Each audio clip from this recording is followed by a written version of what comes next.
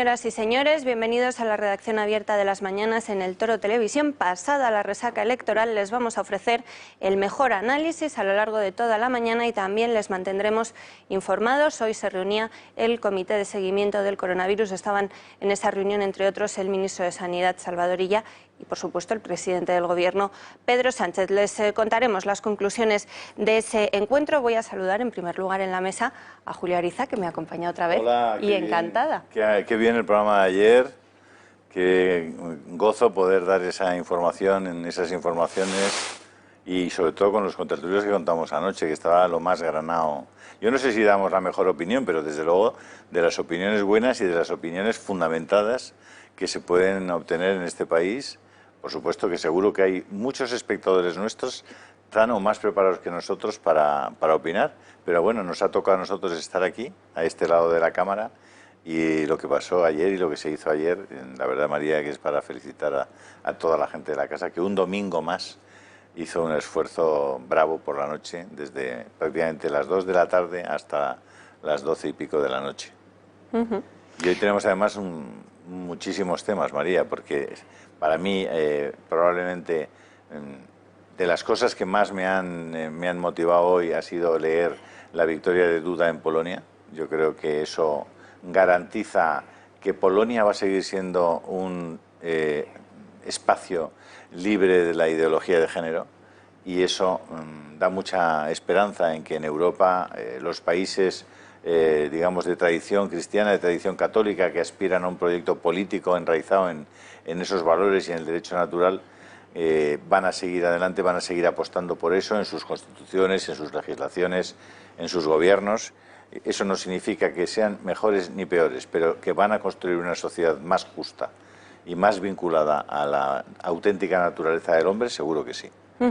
Julio, vamos a empezar, si te parece, como terminamos ayer. Quisimos rendir homenaje a las víctimas del terrorismo. Era el aniversario terrible del asesinato de Miguel Ángel Blanco y creo que nos escucha ya al otro lado del teléfono Jaime Mayor Oreja. Don Jaime, muy buenos días.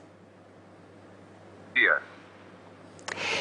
Pues queríamos empezar, como decía, rindiendo homenaje a todas las víctimas del terrorismo y sobre todo a Miguel Ángel Blanco. Parece mentira, pero han pasado ya 23 años y la mala noticia es que tenemos, como decíamos ayer, a los herederos políticos de ETA en las instituciones y además han cosechado un buen resultado, ¿no? Sí. Bueno, yo siempre digo que no son herederos, ¿eh? ETA sigue viva. No hemos derrotado a ETA. Los que hoy están en el Parlamento son ETA, aunque luego podemos buscar una manera diferente de denominarles. Pero sí es verdad, esa es la crisis moral que vivimos en el País Vasco muy singularmente. Resulta que el partido de Ortega Lara obtiene un escaño y los partidos que matan a Miguel Ángel Blanco pues tienen 22, 23 escaños, ¿no?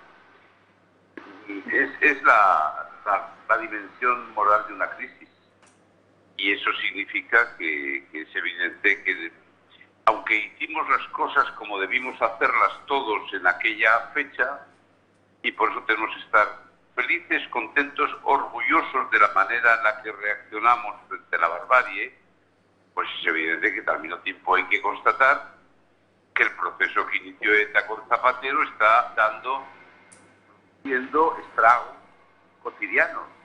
El resultado de ayer fue un resultado de un proceso. El resultado de ayer no nos puede escandalizar, es un proceso transformado en resultado electoral. El dato más importante, que todavía está por dilucidar definitivamente, pero lo único que estaba en duda es si la suma de PSOE, Podemos y Bildu daba 38 o 37, es decir, si obtenía mayoría absoluta o no. Hoy la tiene. Si confirmase ese resultado, significa que en esta elección el que ha ganado no es el PNV, es ETA. Porque es evidente que con 38 diputados entre los partidos del Frente Popular de Izquierdas, podría condicionar al PNV toda la legislatura. Le podían obligar a ir en determinadas direcciones. Estarían en manos sustancialmente de ETA, ¿no? Y esa es, en mi opinión, la valoración la más importante de todas las que se deben hacer del resultado de ayer. Era lo único que estaba en juego.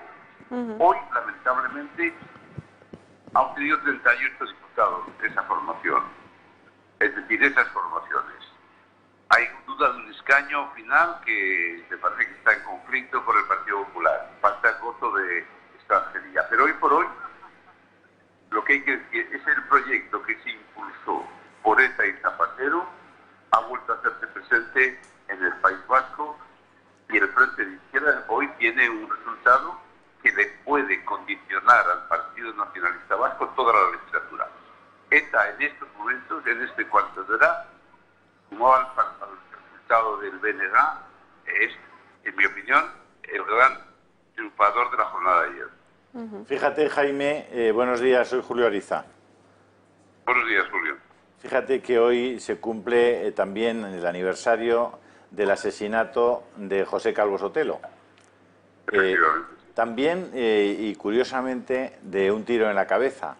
Un tiro en la cabeza que lo ejecuta Luis Cuenca, que era el guardaespaldas de Indalecio Prieto, y que, produjo probablemente, fue la chispa que definitivamente encendió lo que pasó después con el alzamiento y todos los sucesos posteriores.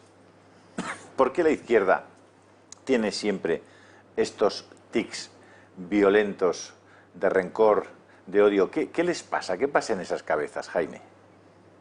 Bueno, el Partido Socialista siempre, la democracia nos lo demuestra, sufre una metamorfosis, una transformación en la mitad de los procesos democráticos.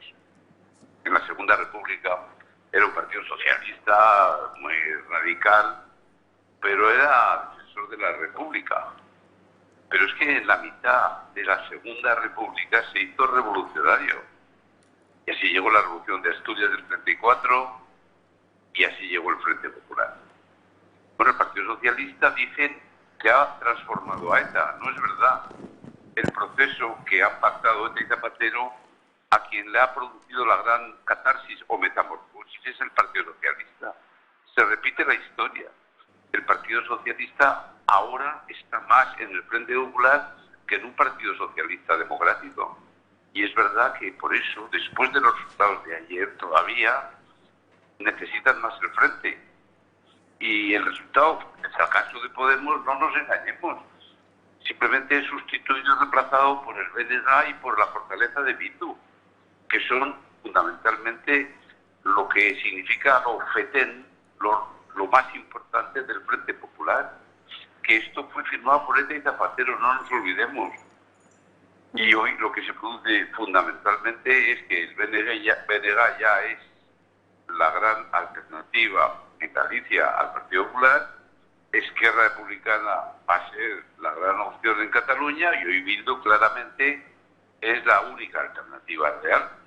Bueno, pues eso que dice la izquierda tiene ese tic, que es como si se cansara de la democracia en la mitad de los procesos. Eso es la historia de España en el ámbito democrático. Luego siempre echa la culpa a los que no son de izquierdas y dicen que son los que crispan una sociedad política, pero la verdad es exactamente esa. La metamorfosis se produce en el corazón del Partido Socialista.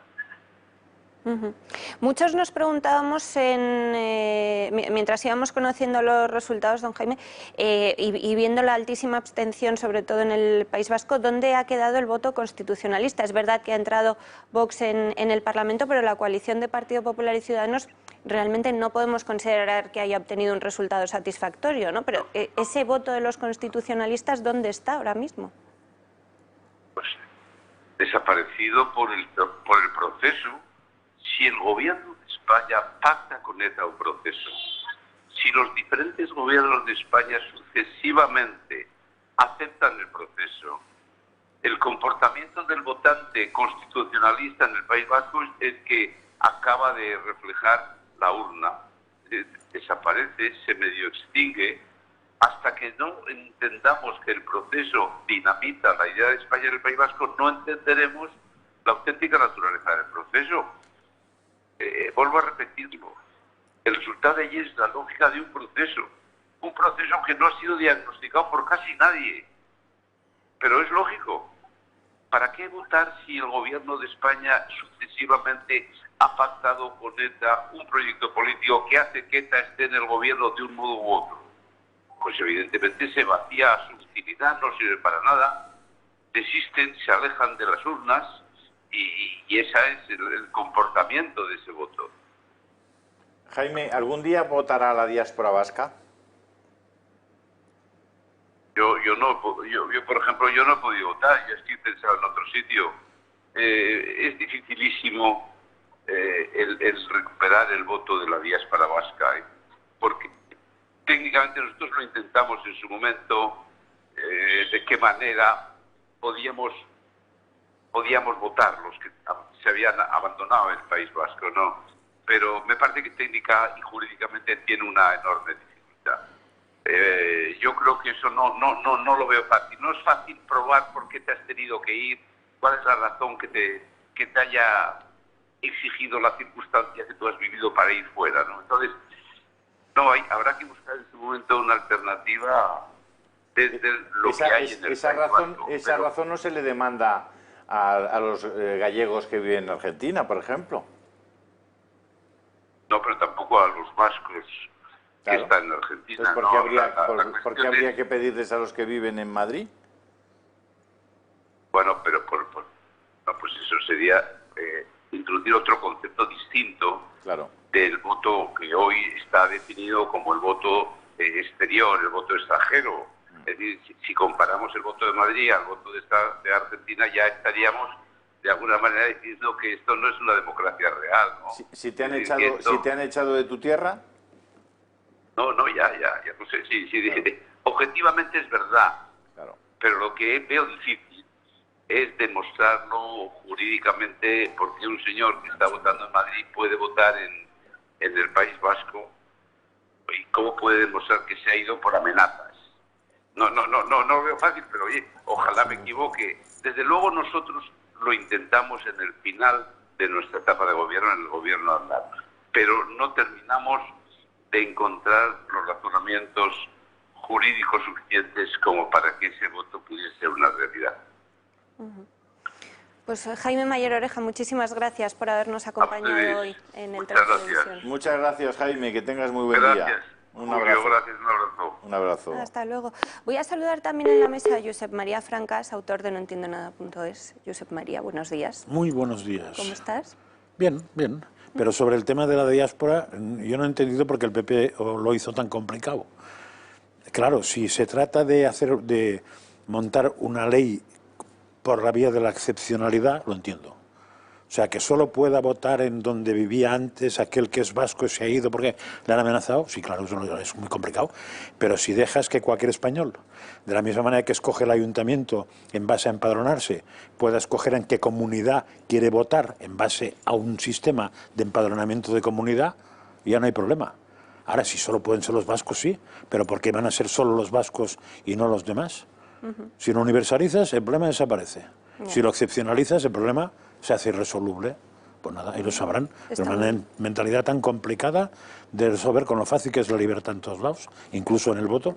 Hombre, que votes en un sitio, no en dos, claro. Evidentemente, eso la sí. única limitación es que tengas un voto. Claro, tú decides, pues yo, mi pueblo, Manresa, y vivo en Madrid, y mi autonomía, pues Baleares, porque nací en Baleares, porque viví en Baleares, o porque trabajé en Baleares. ¿Qué problema? O porque quiero ir a morir ahí y me interesa que me la resuelvan. ¿Qué problema tiene eso? Ninguno. Pues ya está. Pues sí, es un problema mental. Voy a dar los buenos días. Que serías tú libre para poder escoger dónde votas.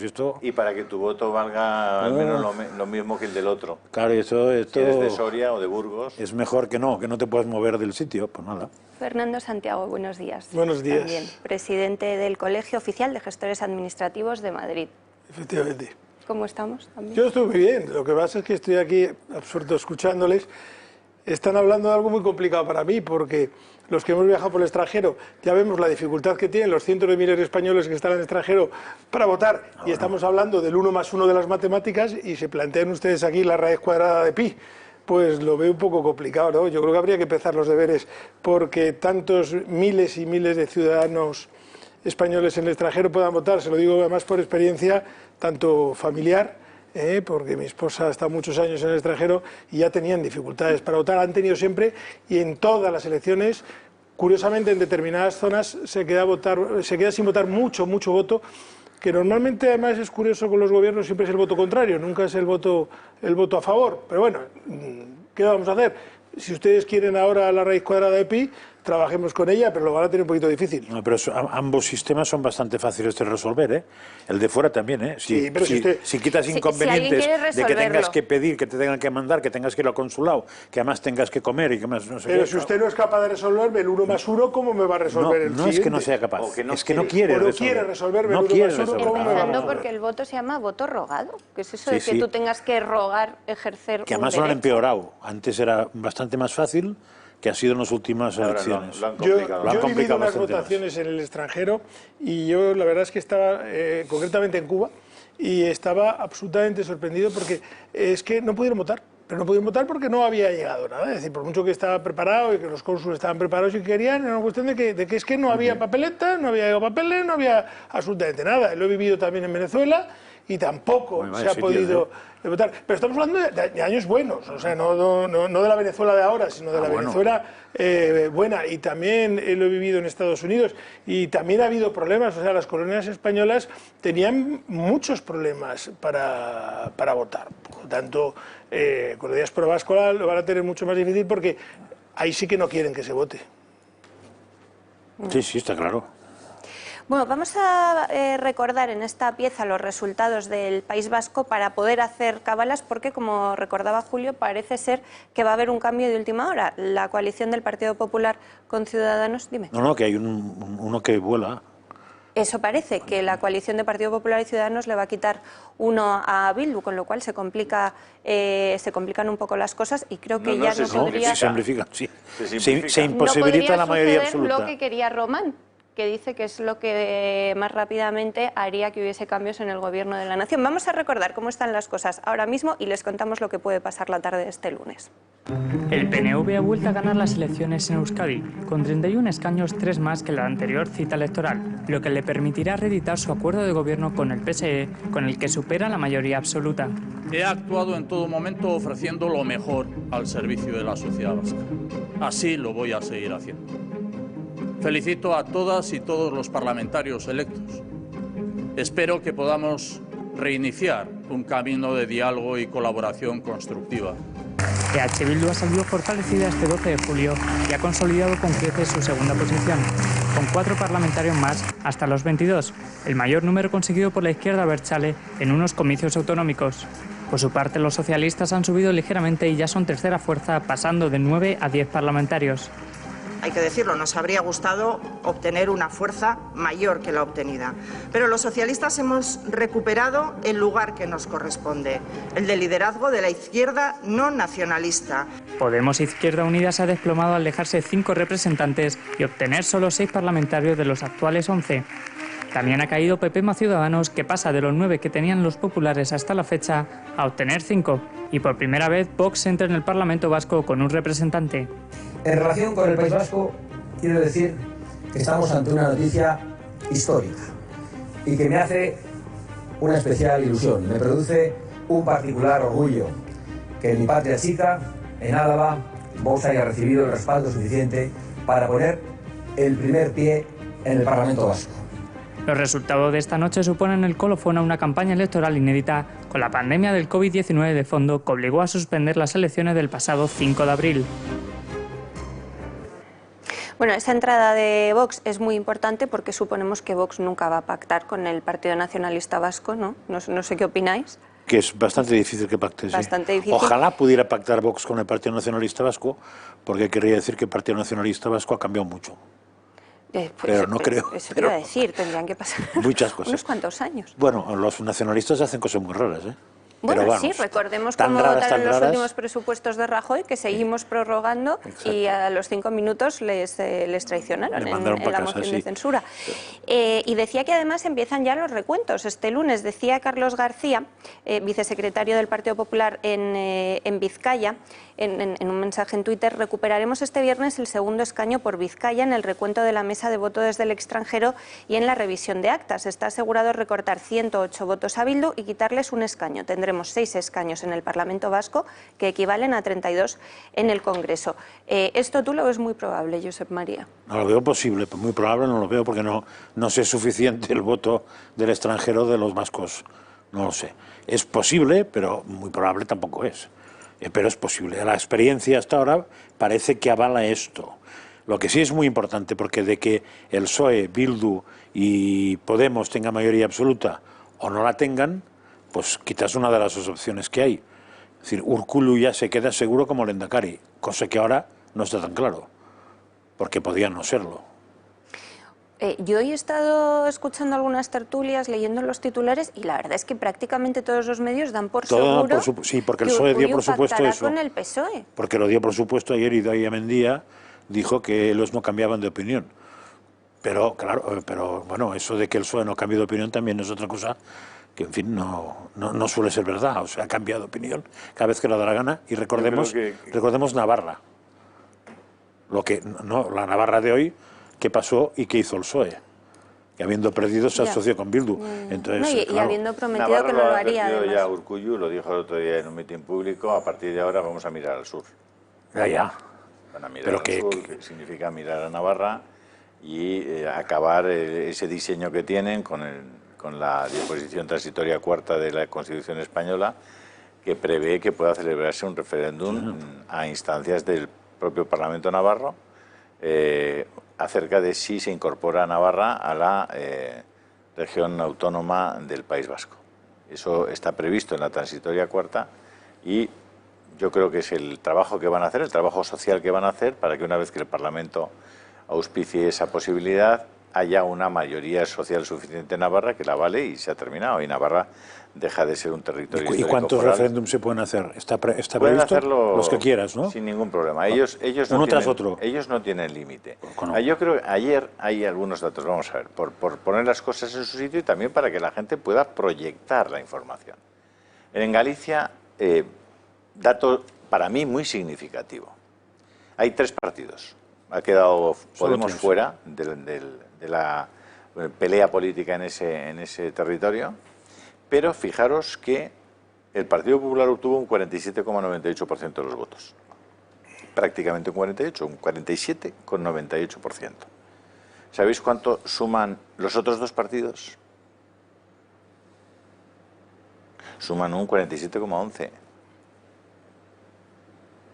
Es decir, que están a 5 minutos. Empate técnico casi. ¿Vale? Sin embargo, la diferencia en escaños es muy importante. Porque van separados. Porque tienen 41 escaños el Partido Popular y 34 escaños suman los otros 2, ¿no?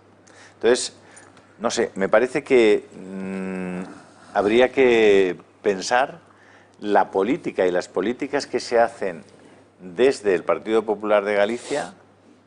¿Están propiciando una mayoría social alternativa a medio plazo? La política educativa que se hace allí, la política de medios de comunicación que se hace allí, la política cultural que se hace allí, ¿propicia ese cambio social que se ha ido produciendo en otras partes de España? Pregunta. Yo creo que es evidente que la propicia. La otra pregunta es, si no hiciera esa política, ¿ganaría?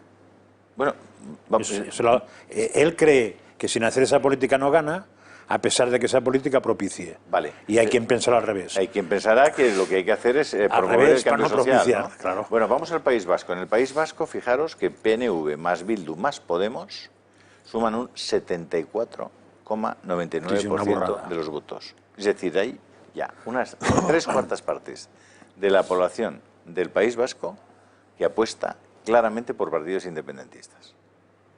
3/4 partes. Pensad en dónde estamos. Sí. Lo digo porque, claro, luego la gente se echa las manos a la cabeza y se pone a llorar. Yo creo que hay una sola razón para que el País Vasco con esos números no pida la independencia. Que no le conviene. Y es que nos saca mucho más dinero a los españoles tal como está que de otra manera. Sí, que no le conviene. Yo creo que solo hay esa razón, ¿eh? Si tuvieran una expectativa distinta, es decir, que con la independencia ganaran, estaríamos ya en una situación muy difícil, muy comprometida, ¿eh? Y en Cataluña es exactamente el mismo camino. Vamos exactamente por el mismo camino. En las próximas elecciones, probablemente la mayoría independentista va a ser todavía más importante que la que fue en las últimas elecciones autonómicas. Entonces, alguien alguna vez desde el Gobierno de Madrid deberá plantearse estas cosas. Es que, fíjate que el último episodio de esa desgana del Gobierno de Madrid es el nombramiento de una independentista como líder, como jefa, como directora de la televisión de Cataluña en Barcelona, de la televisión española en Cataluña en Barcelona.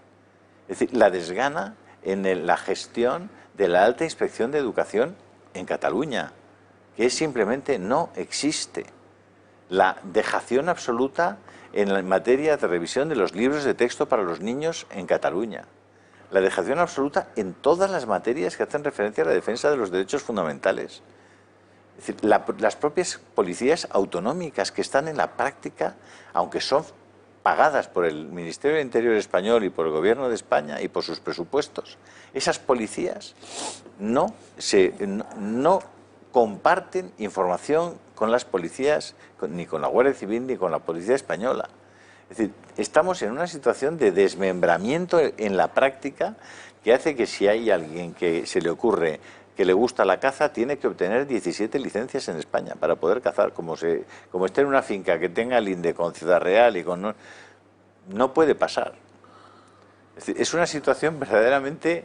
en fin, es extenuante porque las arcas públicas no van a poder superar la prueba que vamos a tener en los próximos meses, en septiembre y en octubre, con una caída del PIB que probablemente se va a ir por encima del 15%. Del 20. Yo ya me arriesgo del 20. Bien, pues fíjate, si Fernando, que es un tipo que sabe mucho más que yo, habla del 20, pensad que estábamos aquí hace 3 meses diciendo que el Banco de España proyectaba una caída del 5%, el Banco de España y todos sus sabios y el BBVA proyectaban una caída después del 7%, después del 8%, ahora mismo del 10,2%. Fernando ya apuesta por el 20%, yo apuesto que sea entre un 15 y un 17%, pero no me sorprendería con los datos de confinamientos nuevos, que parece que, por cierto, se pueden hacer sin estado de alarma. Una cosa muy curiosa, porque nos dijeron, recordad, que para poder confinar a la gente era imprescindible el estado de alarma, ¿os acordáis? ¿Os acordáis cuando no hacían falta mascarillas? ¿Os acordáis cuándo? ¿Os acordáis cuándo? Es que ni cuando vas, no hacía falta test tampoco. Eso tampoco hacen falta ahora, ¿eh? Cuando, o sea, que no se empiezas a recordar las cosas, y claro, es que son tantas, que la gente, al final yo creo que ya la gente dice, mira, no quiero saber nada porque esto es una cosa de coña marinera. Pero fíjate, Julio, que han dicho que no había, que la administración del COVID no había afectado nada a las elecciones. Eso sale en toda la prensa. Yo no acabo de tener esa lectura, porque si el PSOE no se mueve o sube un poco, a costa de que Podemos desaparezca, ya me explicarán cómo puede ser que no haya afectado. Porque los votos de Podemos, en teoría, lo normal es que en parte fueran al PSOE. Luego, si el PSOE no sube o sube poco, y mucho menos de lo que pierde Podemos, es que algo sí que han afectado. Con lo cual esa lectura no me la creo. Fernando. Hombre, yo quería añadir un punto nuevo de discusión, ¿no? Porque yo, como no soy analista político, pero sí me dedico un poquito más a la economía, a mí lo que me preocupa es que toda esta parte política y esta radicalización están ocultando o están eclosionando a la parte económica.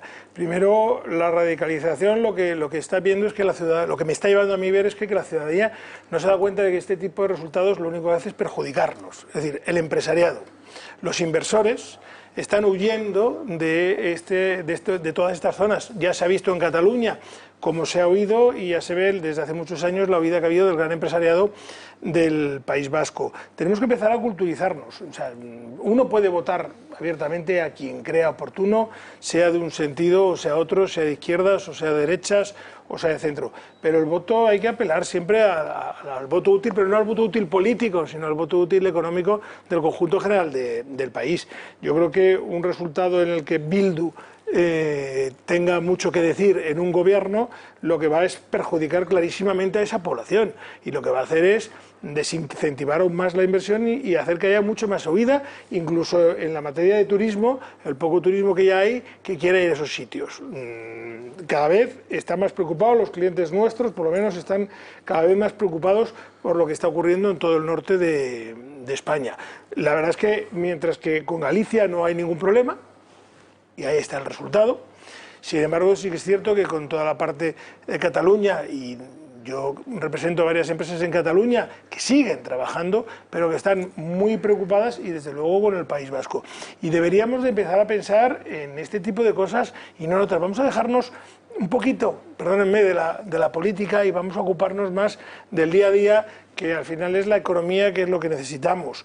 Y la cosa es muy preocupante. Yo creo que en los próximos años, con estos resultados, lo que se va a ver es una mayor desinversión. Y si hay una mayor desinversión, al final la población lo va a pasar peor y al final, pues bueno, el Producto Interior Bruto va a seguir, evidentemente, yéndose para abajo y sobre todo lo que es importante es la capacidad adquisitiva de la gente. Deberíamos de pensar un poquito más cuando hacemos nuestro voto, de hacer un voto de castigo a aquel que económicamente nos está castigando y que nos está haciendo que vayamos a peor o que vayamos camino de una república bananera, y privar más a ponernos dentro de los países importantes del entorno europeo. Yo creo que es lo que uno debería tener en cuenta a la hora de votar, puesto que al final prácticamente todos los partidos vienen a decir lo mismo y luego vienen a no cumplir nada.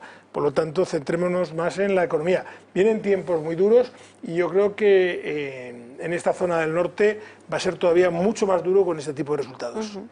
Enseguida vamos a recordar los resultados de Galicia y analizaremos por qué puede ser que Yolanda Díaz, la apuesta electoral de Podemos, no haya conseguido salvar los muebles para Pablo Iglesias. Recordaremos también el primer mensaje de Pablo Iglesias, que ya les contábamos anoche, en el que llamaba a su partido a hacer autocrítica. Antes, como digo, vamos a hacer una pausa y les voy a recordar que si quieren conseguir el lote España en el Corazón, solamente lo pueden hacer a través de nosotros, del Toro Televisión, y más en concreto de nuestro club de amigos. Si nos llaman o nos escriben, lo que les vamos a mandar a sus casas es el llavero azul marino con la bandera de España, igual que la cartera, que yo ya llevo usando meses, que es muy fina, no pesa nada, con lo cual la podemos llevar las mujeres en el bolso, los hombres en el bolsillo.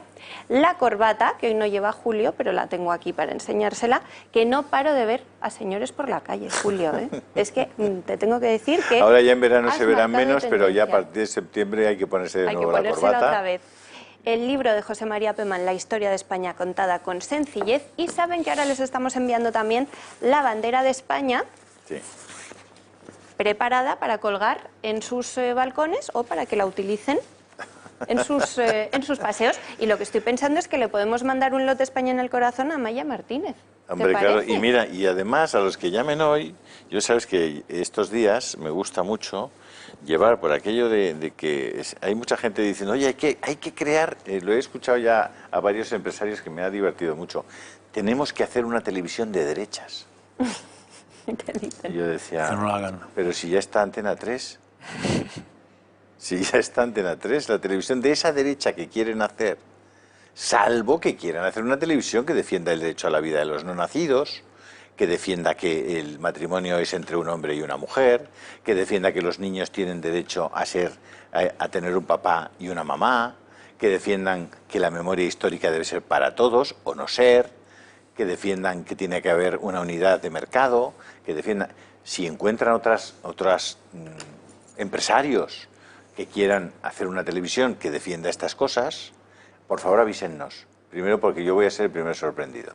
O sea, no estoy viendo absolutamente ninguna televisión que tenga el más mínimo interés en defender estas cosas. Es más, cada vez que nosotros hacemos una referencia a estos piececitos de un bebé de 10 semanas, a la defensa de la vida, a la defensa del derecho de los no nacidos a nacer, a que este es un país que está envejecido, que necesitamos niños, pero sobre todo que necesitamos mujeres felices, no mujeres angustiadas porque han tenido que sacrificar a su propio hijo. Necesitamos mujeres felices y después abiertas a la vida, y gente abiertas a las familias numerosas, y legislaciones que promuevan las familias numerosas y que la gente joven tenga las condiciones para poder tener hijos, pero que tengan las condiciones de verdad y que promuevan una igualdad real entre el hombre y la mujer, que parta del mutuo reconocimiento del hombre y la mujer y de sus diferencias como seres humanos. Pues todas esas cosas y la pelea constante contra la ideología de género, que es lo más pernicioso que hay en este momento sobre la mesa de la vida política de este país y de muchos países, son las que defendemos nosotros. Cuando yo escucho que quieren montar una televisión de derechas, esta desde ese punto de vista no es una televisión de derechas, no nos engañemos. Esta no es una televisión de derechas. La derecha sociológica, la derecha sobre todo política, no va a apostar nunca por esta televisión. Y nuestros espectadores lo saben. Y hay millones de personas que comparten esta línea editorial, que comparten estas ideas y que no van a encontrar una referencia como esta. Porque no hay editores, no hay empresarios, no hay periodistas. Si intentas organizar una televisión que tenga estos valores y que defienda estas ideas, te va a costar encontrar periodistas. Porque están subsumidos en la cultura que está emanando constantemente y permeando todo el resto de las televisiones y de los medios. Esa es la realidad. Y cuando un periodista sale de esta casa, no cuando salen de la 13 o cuando salen de Antena 3 o cuando tal, que pueden ir a cualquier parte, no. Cuando salen de aquí, salen, y tú lo sabes, María, estigmatizados. ¿Y cuántas personas que han salido de aquí no han sido luego vapuleadas, por ejemplo, cuando han ido a Televisión Española? Y esa es la realidad. Y por eso les pedimos tan a menudo, y hoy se lo vamos a pedir además a Fernando Santiago, que se haga socio del Club de Amigos de Toro Televisión, hombre. Que sean socios y que llamen esta misma mañana. Yo que le iba a pedir que me dejara probar la corbata aquí a lo largo del programa, a ver cómo me quedaba, y ha sacado usted unas peticiones tan largas, tan difíciles de que se cumplan, que casi la mía va a ser mucho más fácil. Me la voy a probar, luego la devuelvo. Hombre, por favor. Que luego me haré, luego me haré amigo. A los espectadores. Nos tienen que llamar al 916162464, si lo prefieren nos pueden enviar un email a club@eltorotv.eu o pueden entrar en nuestra página web clubdeamigos.eltorotv.com. No, para comentar lo que decía Julio, además, si puede ser los empresarios que no hagan nada de medios de comunicación. Porque todas las experiencias que hay en España que han hecho ha sido tirar el dinero de muchas empresas. Y véase cuando hicieron intentos de periódicos de derechas, cuando hicieron intentos de radios de derechas, etcétera. O sea, que no hagan nada. Los empresarios lo que tienen que hacer, en todo caso, es apoyar a aquel que por sus intereses le conviene. Pero que no hagan nada, que apoyen con la publicidad a las televisiones que les parezcan convenientes para sus intereses, como mucho. Porque la experiencia es que cuando un empresario que no es del gremio se mete a medios de comunicación, lo que hace es un bodrio y perder dinero. Y la experiencia la conoce Julio más que yo. No por mi experiencia propia, sino por experiencia ajena a través de la COE. Pues sí, ya me lo contaréis. Hacemos una pausa brevísima. Que aprovechen para llamar, María, esta pausa, por favor, porque hay varias cortita. personas esperando que ustedes llamen para coger el teléfono, anotar lo que ustedes quieran y sobre todo darse de alta en el Club de Amigos, que necesitamos que estén con nosotros porque viene septiembre y octubre, vienen muy complicados desde el punto de vista de la información. Yo aprovecho para ponerme esta corbata tan bonita y tan patriótica y que solamente se va a poder conseguir aquí, con lo cual yo me apunto. Ahora dime lo que hay que hacer. En metálico no, porque está mal visto ahora. No, pero bueno, si me bajan el datáfono me llevo ya al equipo. Y además lleva virus el dinero, tenga cuidado. Así que ahora mismo le vamos a dar el teléfono para que se haga usted socio del Club de Amigos. Eso está es el que están viendo los espectadores, el 916162464. No se vayan, que volvemos enseguida. ¿Qué pasa?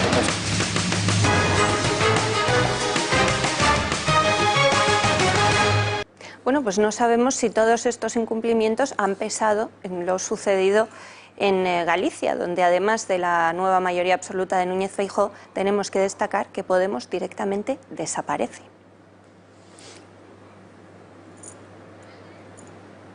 Sí, vamos a recordar los resultados de Galicia.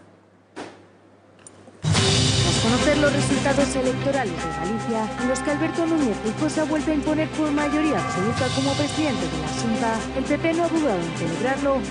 Esa emoción non é posible de describir. E debo máis a Galicia ahora que yo debí nunca. E por eso me vou a dedicar a Galicia con máis ahínco, con máis determinación e con máis ganas que na primeira legislatura, que na segunda legislatura e que na terceira legislatura. Asimismo, el BNG ha ascendido a segunda posición, obteniendo 19 escaños frente a los 6 de los comicios anteriores. Un resultado importante, aunque su líder quería más. Para nós é importante, emocionante e é un capital político que temos que seguir ampliando porque estamos convencidos e convencidas de que este país ten todo por gañar, que este país é un gran país e que temos moitísimas oportunidades e que a clave é seguir confiando nas nosas propias posibilidades. Sin embargo, ha habido debacle en Podemos que ha quedado fuera del gobierno. Insisto, son unos resultados inesperados malos, muy malos para o noso espacio político, que eu evidentemente asumo en primeira persoa. El PSOE tampoco ha obtenido el resultado esperado, pero el secretario de organización del partido considera que es por culpa de la estrategia de derribo de la oposición. Pero desde luego no hemos ido para atrás. Pero hay que ver en qué contexto se producen estas elecciones. Con una crítica muy fuerte y una ofensiva muy fuerte a la gestión del gobierno. Y es evidente que el resultado de esa ofensiva tendría que haber tenido otros efectos electorales, que no los ha tenido. Noche electoral con triunfo del PP, que revalida su cuarta legislatura con mayoría absoluta, pero prometiendo seguir siendo un presidente autonómico, constitucional y leal. Bueno, y además de Ábalos, hemos escuchado a otro miembro del Gobierno este lunes hacer una valoración de los resultados electorales. Vamos a escuchar la lectura peculiar que hacía en un desayuno informativo el ministro de Justicia, Juan Carlos Campos. Ayer tuvimos jornada electoral. En esa línea también quiero en estos prolegómenos mostrar mi satisfacción por algo que hoy adquiere más valor que nunca: la normalidad. La normalidad y la responsabilidad con las que se han desarrollado las elecciones en Galicia y en el País Vasco. Mi enhorabuena a los vencedores y probables presidentes, señores Urkullu y Feijóo. Y especialmente, porque creo que hoy más que nunca hay que hacerlo, a la ciudadanía, que ha acudido a votar. El virus no puede mermar la democracia, y creo que no lo ha hecho. En cuanto al resultado, cada uno tendrá sus valoraciones, pero creo que es claro en el sentido de premiar propuestas constructivas y serenas frente al frentismo oportunista. Lo reflejan bien los resultados de los dos Partido Popular que han concurrido a las urnas. Creo, en suma, que los resultados refuerzan el modo de hacer política de este Gobierno. Eso es lo que piensa Campo. Hombre, estos resultados refuerzan el modo de hacer política del Gobierno. Si empiezas diciendo que la gente iba a votar, entonces ya, chico, es que en el País Vasco han votado la mitad. Y sobre todo, Julio, si eres el del PSOE, que se ha pegado una castaña en los dos sitios. Claro. Entonces, o sea, ¿qué vas a comentar? El modo de hacer política del Gobierno que en un sitio gane un nacionalista de extrema derecha y en otro sitio el Partido Popular, que es su principal oposición, no sé. Pues, podrás decir algo un poco menos disparatado. También dijo da lo mismo lo que digan. Claro, yo es que creo que escuchar lo que dicen los políticos hoy, sabiendo quiénes son los políticos, qué formación tienen y qué capacidad de confundir la verdad con la mentira, el bien con el mal, y de dejar en penumbra cualquier posibilidad de que la gente se aclare de algo, es mejor no escucharles, de verdad. Sí, sí. Solamente hay que leer, bueno, oye, ¿qué resultados hubo? Pues estos. ¿Qué han dicho? ¿Qué más da? ¿Qué han dicho? Tampoco creas que es exclusivo de periodistas eso, ¿eh? Hay, perdón, de políticos. Yo creo que ayer por la noche y hoy casi no hay que escuchar ni periodistas ni políticos. Es verdad, es verdad. Porque lo único que te van a decir es lo que toca decir. Y el que ha ganado dirá que ha ganado, el que ha perdido dirá que ha ganado algo. Por ejemplo, el chico este del País Vasco del PP, que dice que ha ganado las encuestas, que es un sistema nuevo de valorar las cosas muy interesante. Pero para mí todo esto es una muestra de la separación absoluta tan radical que hay ahora mismo entre la política y la ciudadanía. Es decir, estamos viviendo en dos mundos paralelos, estamos en el mundo Matrix. Por un lado van los políticos que dicen, hacen, deshacen, se pronuncian, y por otro lado va la realidad social. O sea, es decir, lo que ahí hemos escuchado, yo lo que he escuchado desde el principio, empezando por las palabras demagógicas, estas que me recordaban al Jaguar del señor Modano, era, ¿no?, de hace 20 años, y siguiendo por lo que acabamos de escuchar, hombre, yo creo que cuando un partido no es votado no se están haciendo las cosas bien. Pero desde luego a mí me preocupa mucho que la mitad de la población, el 58%, haya votado en una comunidad autónoma y hay un 42% que no. Eso lo que significa es que hay un descontento radical. Lo que pasa es que es verdad que en clave política la abstención beneficia siempre al más votado o beneficia siempre al partido en el gobierno, pero eso no significa que las cosas se estén haciendo bien, sino que hay una desgana absoluta por parte de la gente, que cada vez nos sentimos menos representados y que como no podemos hacer nada, recurrimos al pataleo de pues no voy, me voy el fin de semana a pasar el día en la terracita del bar, en la sierra, o me quedo confinado en mi casa, porque para lo que va a ocurrir, para lo que va a salir y por lo que hay, este país, mientras que no se radique al partido que esté gobernando, el que sea, y que lo está haciendo mal, y en las siguientes elecciones se queden fuera, no aprenderemos, porque los resultados de que hay un suelo, hay un techo, lo que nos lleva es este tipo de cosas. Es que da igual lo que ocurra, porque van a decir lo mismo, ganen o pierdan. Pero hay que coger un poquito, yo creo, la lupa y tratar de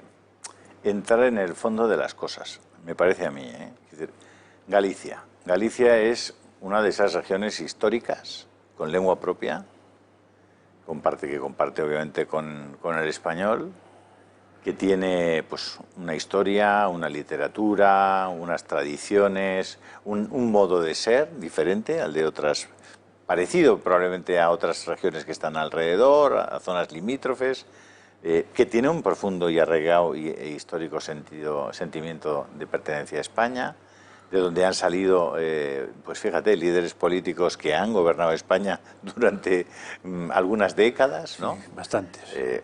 Bueno, entonces tú dices, Feijóo ha hecho una buena gestión en Galicia, no puedes negarlo, ¿no? Pero a continuación te preguntas, ¿qué es una buena gestión? O vamos a preguntarnos antes todavía, ¿qué es la gestión? ¿Qué es lo que un político autonómico, en Galicia en este caso, gestiona? Pues bueno, vamos a hacer un poco de revisión de eso. ¿Gestiona la educación? Sí, gestiona la educación. ¿Qué significa que gestiona la educación?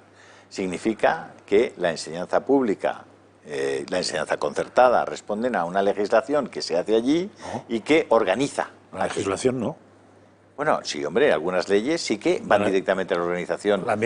Por ejemplo, las leyes LGTB. Las leyes LGTB. Pero muy pocas. Pero lo que es el sistema educativo no controla nada. No he dicho el sistema educativo, pero tú tienes que pagar a los profesores, ¿no? Sí, eso vale. sí. Tienes que establecer condiciones en los colegios. Sí. La forma de cómo se eligen a los directores. La letra pequeña. ¿No? Sí, la letra pequeña. Esa es la gestión. Esa es la gestión.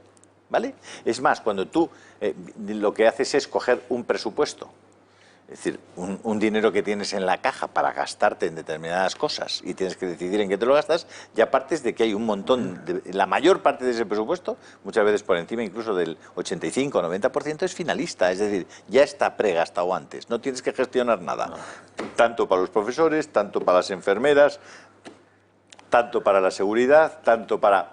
¿Vale? Eso sí. Lo tienes ya preadjudicado. Los funcionarios de la cultura, los funcionarios de no sé qué, y luego tienes pues unas partidas de libre decisión. Es decir, que tú gestionas, al final gestionar muy poquito dinero, porque lo demás está preadjudicado. Es decir, está preadjudicado la sanidad, la educación, la seguridad, todo eso ya está. Bien. Entonces, esa sería la gestión. Entonces, desde ese punto de vista, la gestión de una comunidad como Galicia, pues bueno, pues está bastante...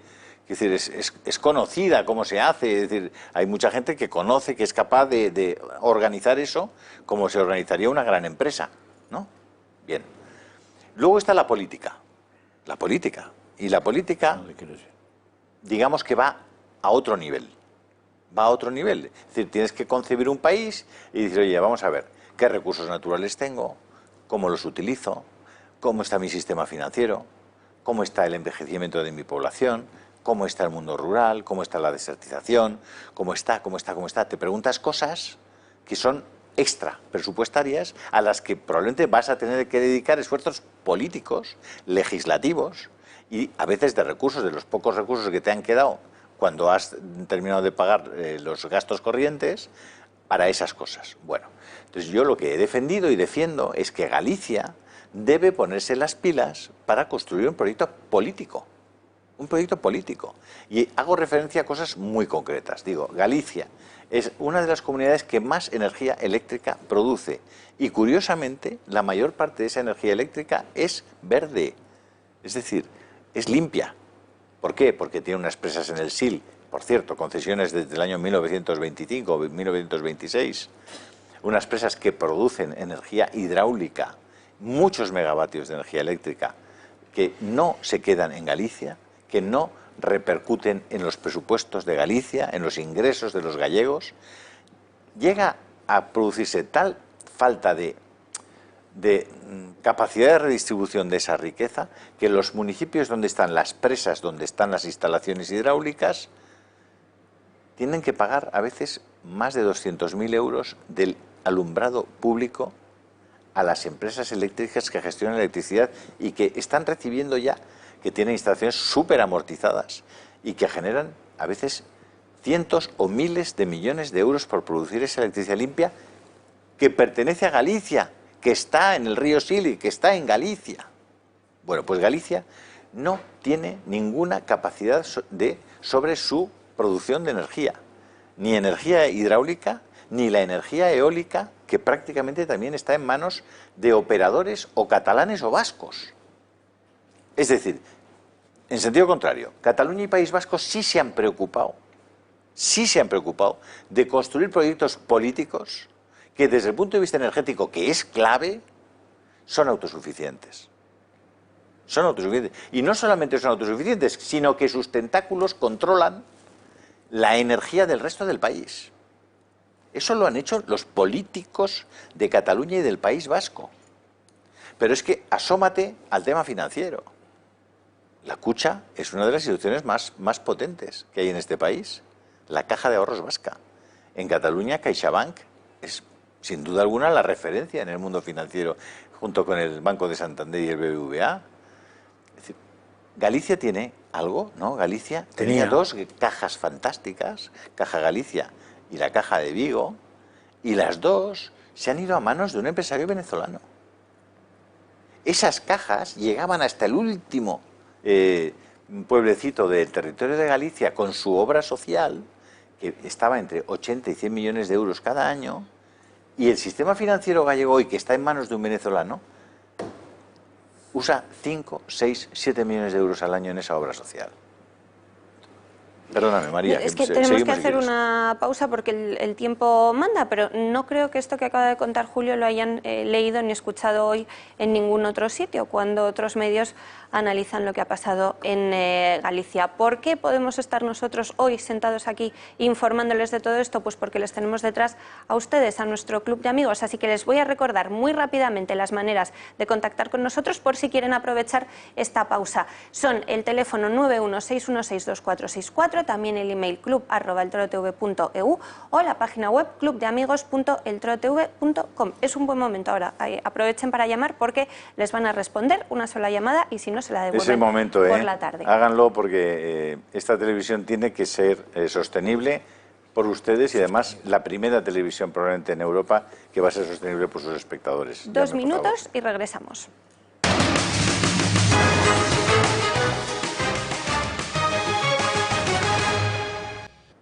Ya estamos de vuelta en la redacción abierta de las mañanas del Toro Televisión y voy a saludar a Jesús Trillo en la mesa. Jesús, bienvenido. Hola María, ¿qué tal? Buenos días. Pues encantados de tenerte aquí. Muchas gracias. ¿Cómo has sí, visto? es un gusto verte, pero déjame acabar porque para que no dejarles con un interruptus a nuestros espectadores con el tema de Galicia. Y estaba explicando que no tienen un proyecto energético a pesar de tener todos los recursos, porque incluso tienen una planta regasificadora, que por cierto, la propia Voz de Galicia publicaba que es la menos eficiente de España, la regasificadora que hay en Galicia. Una planta regasificadora es una cosa muy seria y hay muy pocas, muy poquitas. Esta es la única que no es de Nagas, además, sino que pertenece en parte a la Xunta de Galicia y a algunos empresarios privados. Yo creo que Nagas debe tener, sí, alguna protección, pero no la mayoritaria. Fíjate, no tiene un proyecto energético Galicia, cuando podría tenerlo, podría ser realmente una potencia energética en España. Bueno, pues eso se ha permitido que quede en manos de los nacionalistas catalanes y vascos y que los impuestos que generarían y los recursos que generarían la electricidad, el gas en Galicia se van a Bilbao y a Barcelona. Bien. Oye, genial, ¿eh? Genial si eso fuera así cuando les pasa a los catalanes y a los vascos, pero cuando les pasa a ellos no es genial. No, oye, cuidado, que esto es nuestro. Pero cuando es de los demás, como en Castilla y León, con el tema del Duero, que aquí lo ha explicado Félix García de Pablos, que tiene una serie, el Duero queda, en virtud de una serie de concesiones también hidráulicas, queda no navegable, solo es navegable en Portugal, y resulta que en España se pierde la posibilidad que tiene Zamora en este caso, y otras tierras de que haya regadíos y de que haya una tierra fértil y que eso se produzca mucha riqueza y que incluso la electricidad que se produzca quede en Castilla y León, que también tiene una potencia enorme y una capacidad enorme de producción eléctrica. Bueno, pues esa electricidad de Castilla y León también se va a Bilbao y a Barcelona, curiosamente. Mientras los castellanos se han tenido que ir a que les llamen maquetos y charnegos a vivir a Barcelona o a Bilbao. Porque no ha habido una política, y la política que se hizo en tiempo de Franco fue una política que machacó a Castilla y León. desde ese punto de vista. Eso no se cuenta, y que favoreció clarísimamente los intereses de las burguesías, de las élites financieras y las élites industriales de Bilbao y de Barcelona. Bueno, ¿qué es una política en grande? Una política en grande es ver tu tierra y ver que no nacen niños y decir, ¿qué hacemos? Que tenemos la tierra más envejecida prácticamente de Europa. Eso es Galicia, la tierra más envejecida de Europa. Y entras en lo que hace legislativamente Galicia. ¿Dónde está la promoción de los embarazos de las mujeres gallegas? ¿Dónde está la promoción de las familias numerosas? ¿Dónde está la promoción para que unos chavales jóvenes puedan casarse y tener hijos y tener una expectativa por delante de salir adelante y de sacarlos adelante? ¿Dónde está? No, ahí. La promoción del aborto para que, sobre todo que se pueda abortar en Galicia de forma gratuita y que los demás tengamos que pagar el aborto de esas señoras. Eso sí que hay que promoverlo, porque eso es moderno, eso es de derecha liberal, de derecha abierta. Eso, oye, no nos podemos cerrar al progreso. ¿Qué progreso? ¿Cuál? ¿Eso es lo que hay que promover en Galicia? ¿En una tierra que no hay niños? Donde vas por Orense y dices, aquí el último niño cuando lo tuvieron. Donde no hay más que gente mayor, que es fantástico que haya gente mayor, pero si no hay niños, no hay futuro. No hay futuro. Es decir, ¿se está haciendo una política pensando en eso? ¿O pensando en los LGTBs? Que tampoco dan futuro, porque tampoco dan niños. ¿En qué estamos pensando? Quiero decirte que yo creo que está muy bien lo de la gestión, fantástico, ¿vale? Pero los que hacen políticas son los de la izquierda, porque cuando vienen sí que hacen políticas para que no haya niños, políticas para que los LGTBs le enseñen todo en las escuelas, políticas para que el aborto no es que sea libre, es que acabe siendo obligatorio, políticas para que la gente identifique la ideología de género como la verdad de la verdad. Cuando llega a la izquierda sí que lo hace, y no tiene ningún complejo ni ningún problema, y construye sociedades que se autodestruyen, que se suicidan, que son las sociedades que tenemos, y que la derecha es incapaz de parar. Porque no existe la derecha. Existe la izquierda y la extrema izquierda, desde el punto de vista cultural, que es lo que creo que debemos entender. No sé, Jesús, si estoy diciendo cosas muy... No, yo estoy de acuerdo con todo lo que estás diciendo en relación con... Pero todo eso no se ha planteado en Galicia. Todo esto en la campaña electoral no ha salido. Es decir, yo creo que estas elecciones nada tienen que ver con eso. De alguna manera tienes toda la razón. Ni en Galicia se plantea seriamente una política energética que daría lugar a que el SIL, concretamente, fuera recibido por los gallegos, mucho más de lo que perciben, y no por empresas privadas que, al fin y al cabo, están utilizando concesiones que probablemente estén ya más que amortizadas. Que no haya una política de promoción de la natalidad. De eso ni se ha hablado, que yo sepa, nadie ha hablado de eso. Ni en la derecha ni en la izquierda. Ni Galicia, ni País Vasco, ni Galicia, ni País Vasco, ni ningún lado. Pero si me perdonáis, es que hace mucho tiempo que ha dejado de haber elecciones, hay plebiscitos, que es diferente. Perdona, pero déjame terminar un momento. Y lo que realmente ha pasado en Galicia es sencillamente que, y esto sí que creo que es positivo, que en Galicia ha vencido un modelo de regionalismo que implantó Fraga, que no es nacionalismo, que es otra cosa, que es simplemente dar valor a lo que a tu propia tierra, es decir, con lo que te has criado, a lo natural, a las instituciones que tienes alrededor, al idioma que has utilizado desde pequeñito. Yo, por ejemplo, soy hijo de gallego. A mí me encanta hablar gallego cuando voy a Galicia. Lo hablo muy mal, pero en fin, me gusta decir. Por ejemplo, pues allí se ha denostado el gallego. Es decir, posiciones radicales en Galicia en contra del regionalismo me parecen absurdas, que es lo que ha planteado en parte Vox. Y por eso está el hecho de que Vox no haya tenido posibilidades de tener ningún solo voto, ningún solo escaño en Galicia. Sin embargo, si hubiera planteado ese tipo de políticas que Julio Ariza acaba de hablar, en ese caso la cuestión hubiera sido muy diferente. Claro. Ahora, lo que no sé si es el ámbito para plantearlo o es el ámbito nacional, si son estas elecciones o son las elecciones nacionales.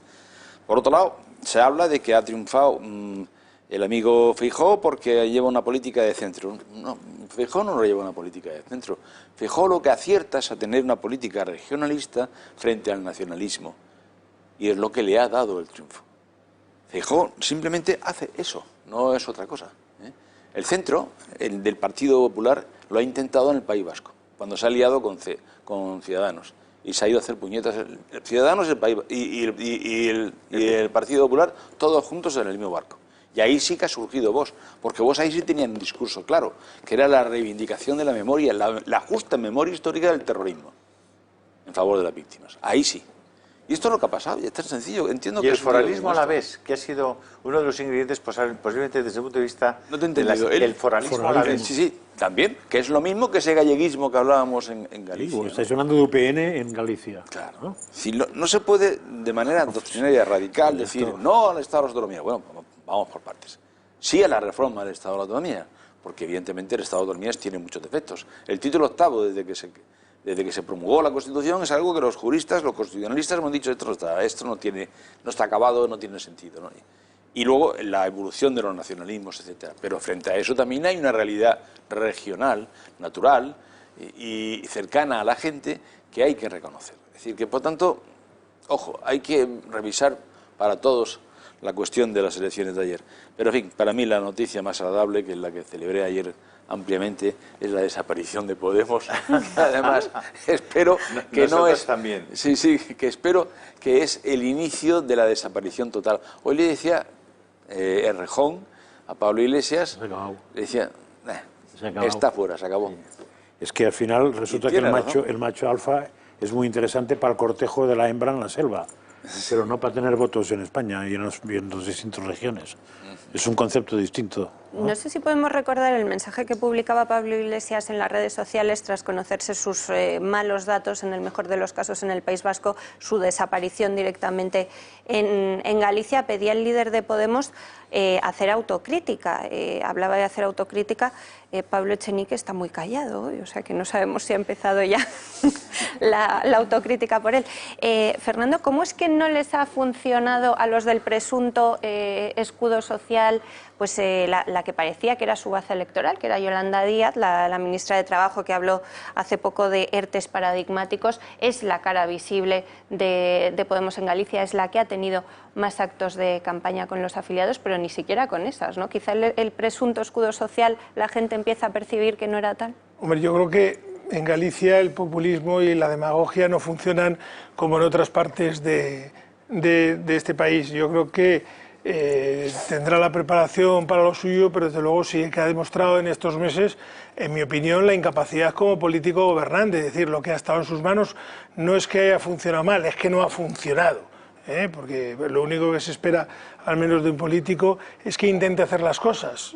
Si se equivoca, pues lo que tiene que hacer es coger la puerta e irse. Y si acierta a hacer las cosas bien, pues lo que tiene que ser es promocionarse. Aquí simplemente es que hay una incapacidad y una operatividad que afortunadamente pues en ese espacio electoral la gente ha sabido ver y por lo tanto ha perjudicado clarísimamente a su partido, que entre otras cosas está haciendo unas políticas nada económicas, muy populistas, pero que en determinadas zonas, afortunadamente, todavía prima más la inteligencia que el que les vendan dádivas, subvenciones y honores. Que eso tarde o temprano dejará de funcionar porque no ha funcionado en ningún país del mundo y el único que funciona es en este. Oye, Fernando, ¿cómo está? Perdóname, María. Sí. ¿Cómo está la calle? ¿Cómo están los negocios? ¿Qué está pasando? No sé, parece como si todo hubiera quedado entre paréntesis, ¿no? Bueno, ahora viene agosto, la gente, Madrid está vacío, muchas capitales de provincia. Mantengo la misma respuesta de todos lados. El que no lo vea es porque no está visitando negocios. Las terrazas están decayendo, aparte que el sol está contribuyendo con mucho a que no se vayan las terrazas, pero las terrazas están cayendo porque la hostelería ya tuvo el repunte, la desesperación del que se vaya a la calle y ya la gente vuelve a la normalidad. El ocio nocturno se ha hundido por completo. El día 6 de julio abrieron los primeros locales nocturnos y anunciaron inmediatamente que iban a cerrar. Las tiendas de ropa no se vende ropa, sencillamente, es que no tiene más que usted pasear por la zona VIP de Madrid, que es el barrio de Salamanca, donde están todos los grandes negocios o todas las grandes tiendas de marca, y está todo absolutamente vacío. Es más, se produce un hecho que yo hace muchos años que no veía, y es que al mediodía de un sábado están todas las tiendas cerradas y han parado a comer. Eso es indicativo.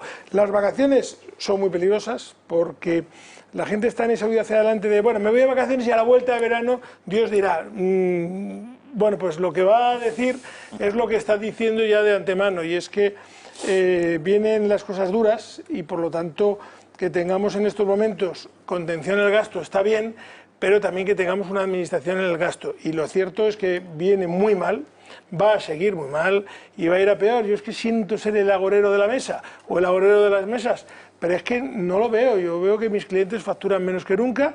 Yo que tengo buenísimos clientes, creo que un 20 o un 30% de ellos van a desaparecer y por lo tanto a mí, que podía decir que no hemos tenido crisis los gestores administrativos en toda esta etapa, la vamos a tener como todo el mundo porque es que nuestros clientes van a desaparecer y la gente va a huir al verano, va a huir desesperada a donde sea, a las zonas rurales, a la playa o que se queden en casa, pero que se tienen que dar cuenta que hay que trabajar más en estos momentos, hay que reivindicar menos, hay que ayudar a que... ¿No tienes, Fernando, una sensación de que muchas personas les está costando retomar el contacto con la realidad y que están como en una huida?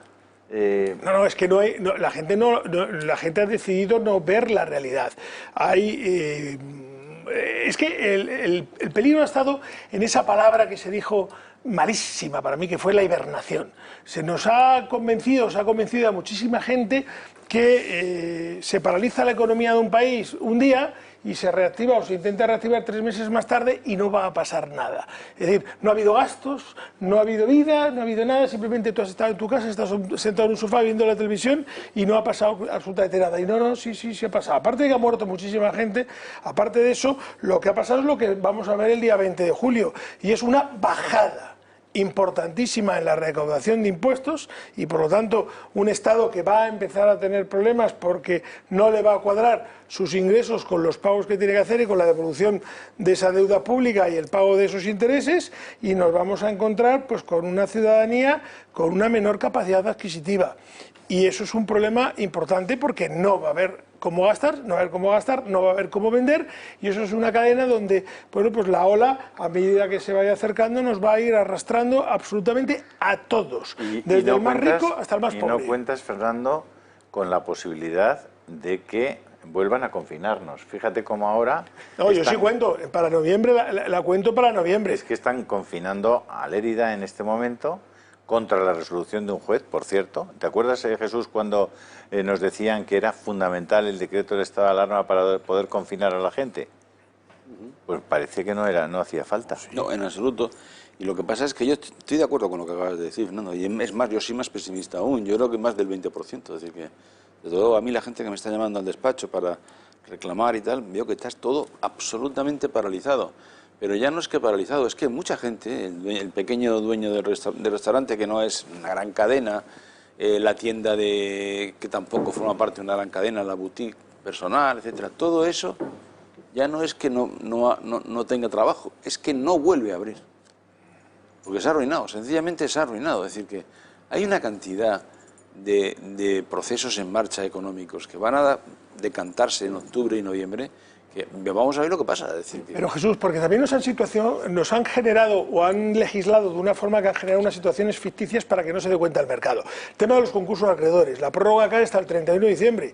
Claro, el golpe, ¿cuándo lo vamos a ver? A partir del mes de noviembre, cuando empiece a haber concursos a mansalvas, que ya los hay, porque yo invito a más de uno a que lea los boletines oficiales y que vea la lista que empieza a haber ya de concursos de acreedores que duplica, triplica o cuadriplica lo que había en épocas pasadas, pero que en los meses de noviembre y diciembre va a ser brutal. Claro, estamos trasladando a que no pasa nada, ustedes tranquilos, juntos vamos a salir, somos los mejores, maravillosos. Eso está muy bien para el fútbol, perdóneme. O sea, el fútbol, el mejor equipo está muy bien, pero la economía no vale lo de juntos vamos a salir todo esto bien. Para salir hay que trabajar.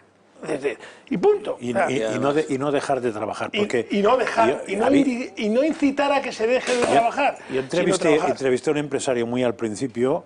No era empresario, es un director de compras de una multinacional importante. Y me decía, claro, vosotros veis, o todo el mundo ve lo que va a pasar con los bares, con los restaurantes, con las tiendas y tal.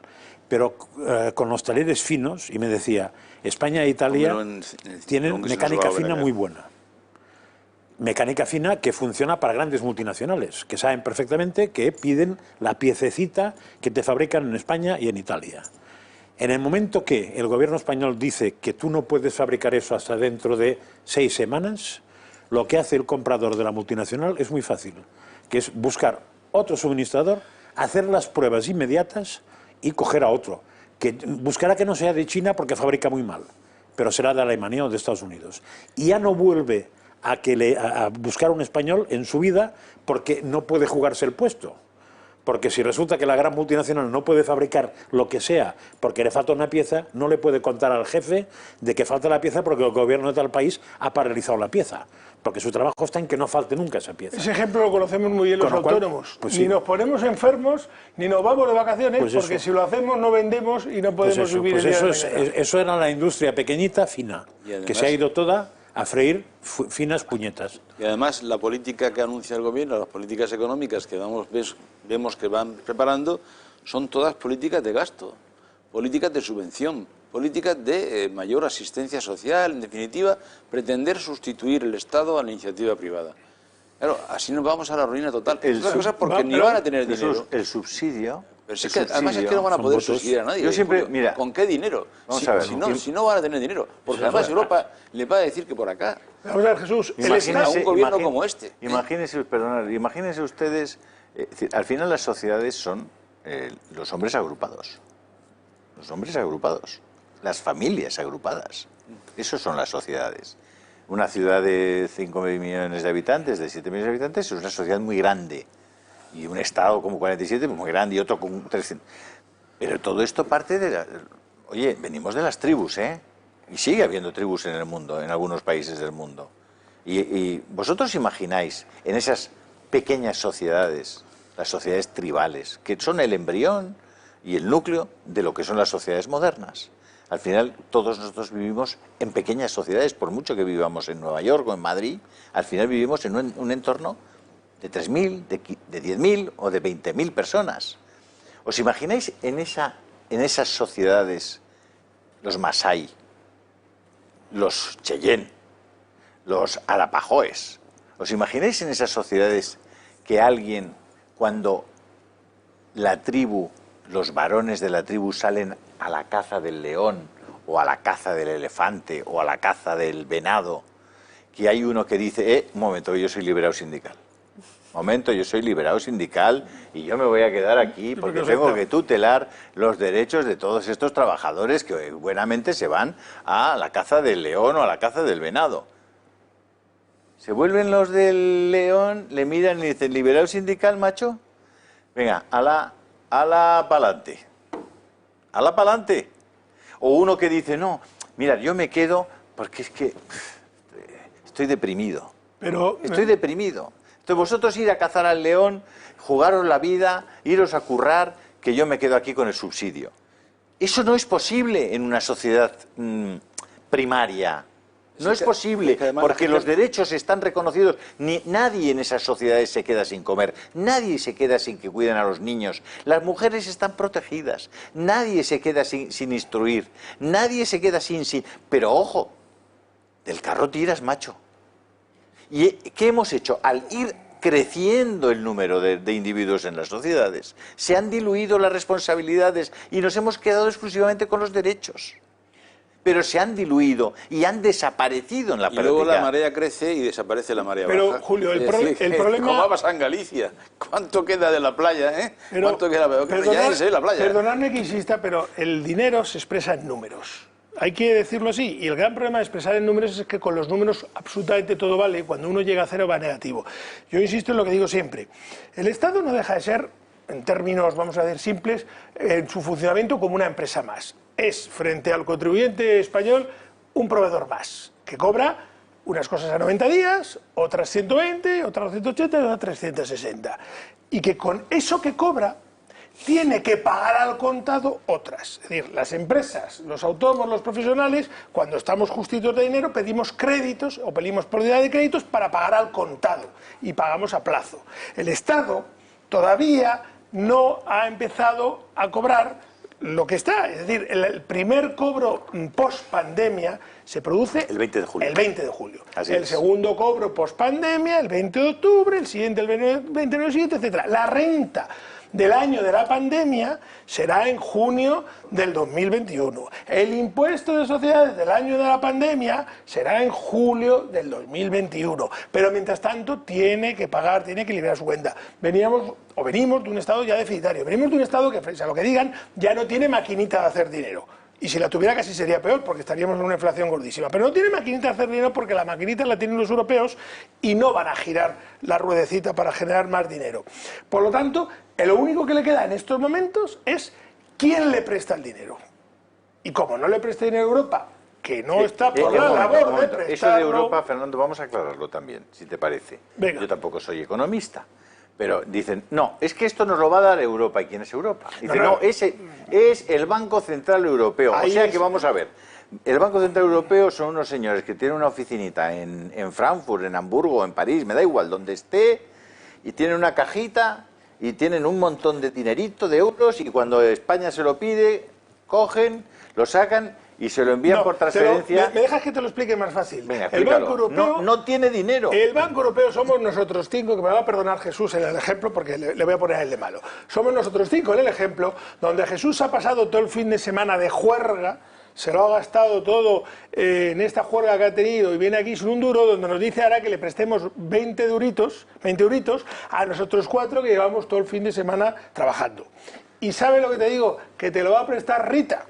Esos 20 euros, porque yo he estado trabajando como un desgraciado con Julio aquí todo el fin de semana y no voy a darte el dinero porque tú has estado fuera y la... Pero déjame acabar esa explicación, Fernando, para explicar a la gente de dónde sale el dinero. Es decir, de los 5. Espera, es el Banco Central Europeo, te dicen. Entonces tú te preguntas, ¿y el Banco Central Europeo tiene 700.000 millones de euros ahí en la caja para repartir entre Francia, Italia, Portugal, España, Grecia? No. ¿Qué hace el Banco Central Europeo? El Banco Central Europeo es una institución solvente, seria y tiene detrás a todos los estados de Europa, emite unos bonos, unos papelicos que dice, esto vale 100 millones de euros, ¿vale? Y hay el mercado, eso que llaman el mercado, que son los fondos de inversión, los fondos de pensiones, los fondos buitres, los fondos no sé qué, tal. Todos esos cogen, van y dicen, oye, pues te compro este papelico, que es el título de una deuda en virtud de la cual los europeos, a través del Banco Central Europeo y de estos bonos, tendremos que devolver ese dinerito. Perdona, pero es al revés, es decir, es el Estado español el que emite los bonos y el Banco Central Europeo le hace el favor de comprarlos. ¿Y cómo los compra? Es que no se los va a comprar. Emitiendo otros bonos. Ya, sí, pero Julio, claro, es que no se los va a comprar. Es que todo esto es mentira. La primera mentira se pone... Vamos a ver, estamos en manos de un gobierno coaligado en donde una parte del gobierno ya se ha visto el resultado después del COVID, Podemos. Y la otra parte está gobernada por un señor que lo único que sabe es mentir, pero un día detrás de otro. Es el mayor mentiroso que ha gobernado España en su historia. Una de las mentiras que dijo fue que nosotros íbamos a recibir, entre otras cosas, porque íbamos a tener a la presidenta del Eurogrupo. Mentira, todo mentira. Ni la presidenta del Eurogrupo, ni el préstamo, como dices tú, ni las ayudas gratuitas, ni nada por el estilo. Porque al final la moneda refleja la verdadera riqueza de lo que representa.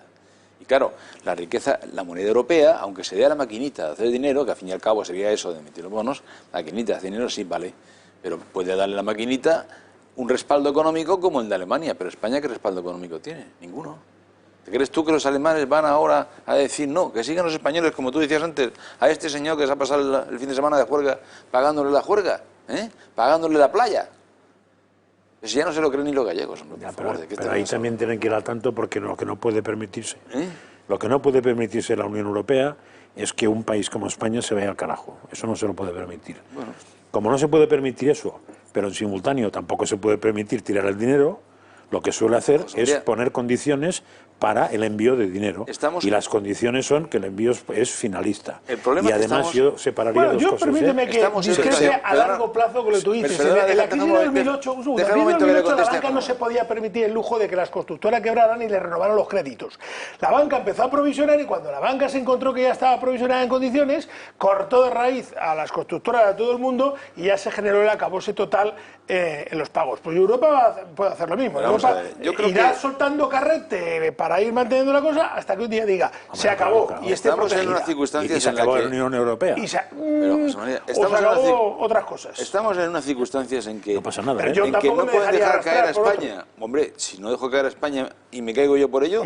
No, es que no tiene por qué. Las circunstancias son... no tiene por qué, ¿eh? ¿Que no tiene por qué? No, hombre, por favor. Pero si tienes países del euro que están preocupados porque se van a ir a un 5% a final de año, están preocupados y les quita el sueño a sus gobernantes y a su población irse al 5%. Alemania. Ese 5% que en el 31 de marzo ya lo habíamos superado nosotros, que estábamos en el 5,3, 5,4, pero si llevamos más vueltas de ventaja que en las mejores épocas de la Fórmula 1. Yo es que creo, de verdad, creo que no se está haciendo ni el más mínimo esfuerzo por parte de los gobernantes en explicarles a los ciudadanos las cosas como son. Una caída del 20% del PIB, bueno, una caída del 15% del PIB es una catástrofe para un país. Bueno, es una gran depresión, ¿no? Es una catástrofe. Es más grande que la gran. Y la gente está en este momento pensando en marcharse de vacaciones. Es que no sabe qué es eso, no sabe qué es caer un 10%, claro. Ni probablemente sabe qué es caer un 5%. Pues una caída del 15% es cierre de empresas, despidos masivos, bajada de los sueldos de los funcionarios, bajada de la capacidad una caída del 15% es una caída del 15% es que la riqueza del país se deprecia un 15%. Todo.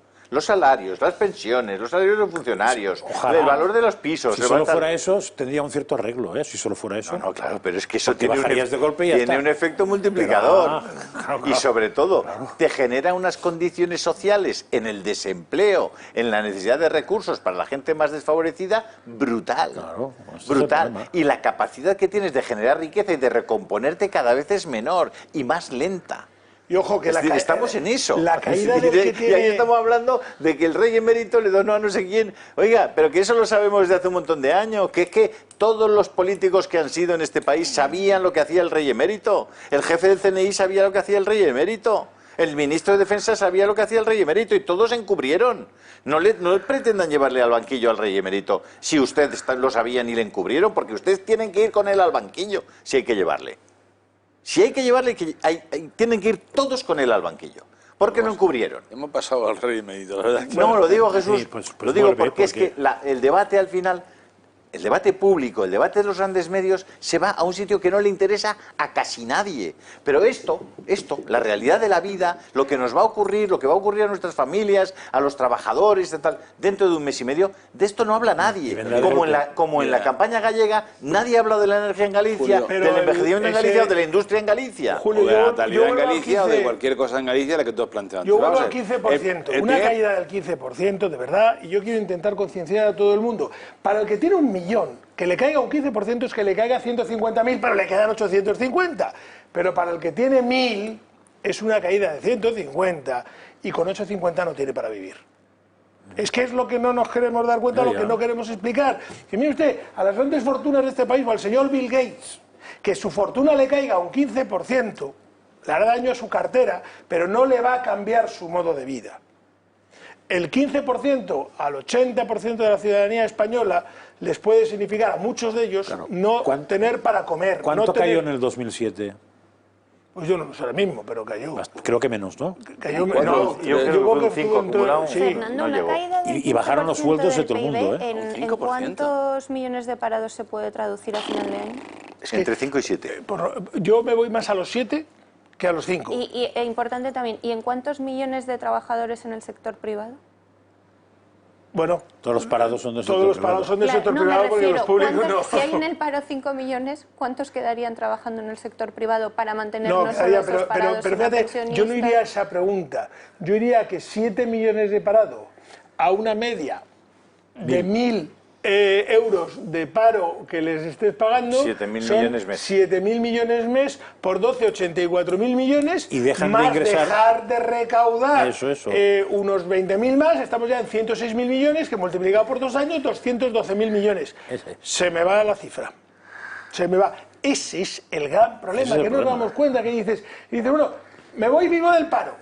Pero ¿quién te va a pagar el paro si al final el que te tiene que pagar no va a ingresar y no te va a poder pagar? Es que la situación es muy grave y no la estamos contando, insisto. En contabilidad, los que saben o los que saben de contabilidad, cuando yo tengo 10 y en contabilidad pongo que saco 15, se me queda menos 5 y no pasa nada. Cuando eso lo traduzco en moneditas y yo tengo 10 e intento sacar 15... No puedo porque solo hay 10, las otras 5 no las puedo sacar. Por lo tanto, si Julio me pide ahora mismo 15 euros, solo le voy a poder 10, salvo que me diga que le firmen un papel, en cuyo caso le deberé 5. Ya veré cuándo se los pago. Bueno, pero aparte de todo eso, mira, lo primero que necesita España es volver a consumir. Claro. Y aquí, ¿quién consume? Si el ministro de Consumo dice que el turismo es una chorrada, ¿no? No dice que al fin... Bueno, el desprecio enorme hacia los camareros, el país de camareros, el que no tenemos valor añadido, etcétera.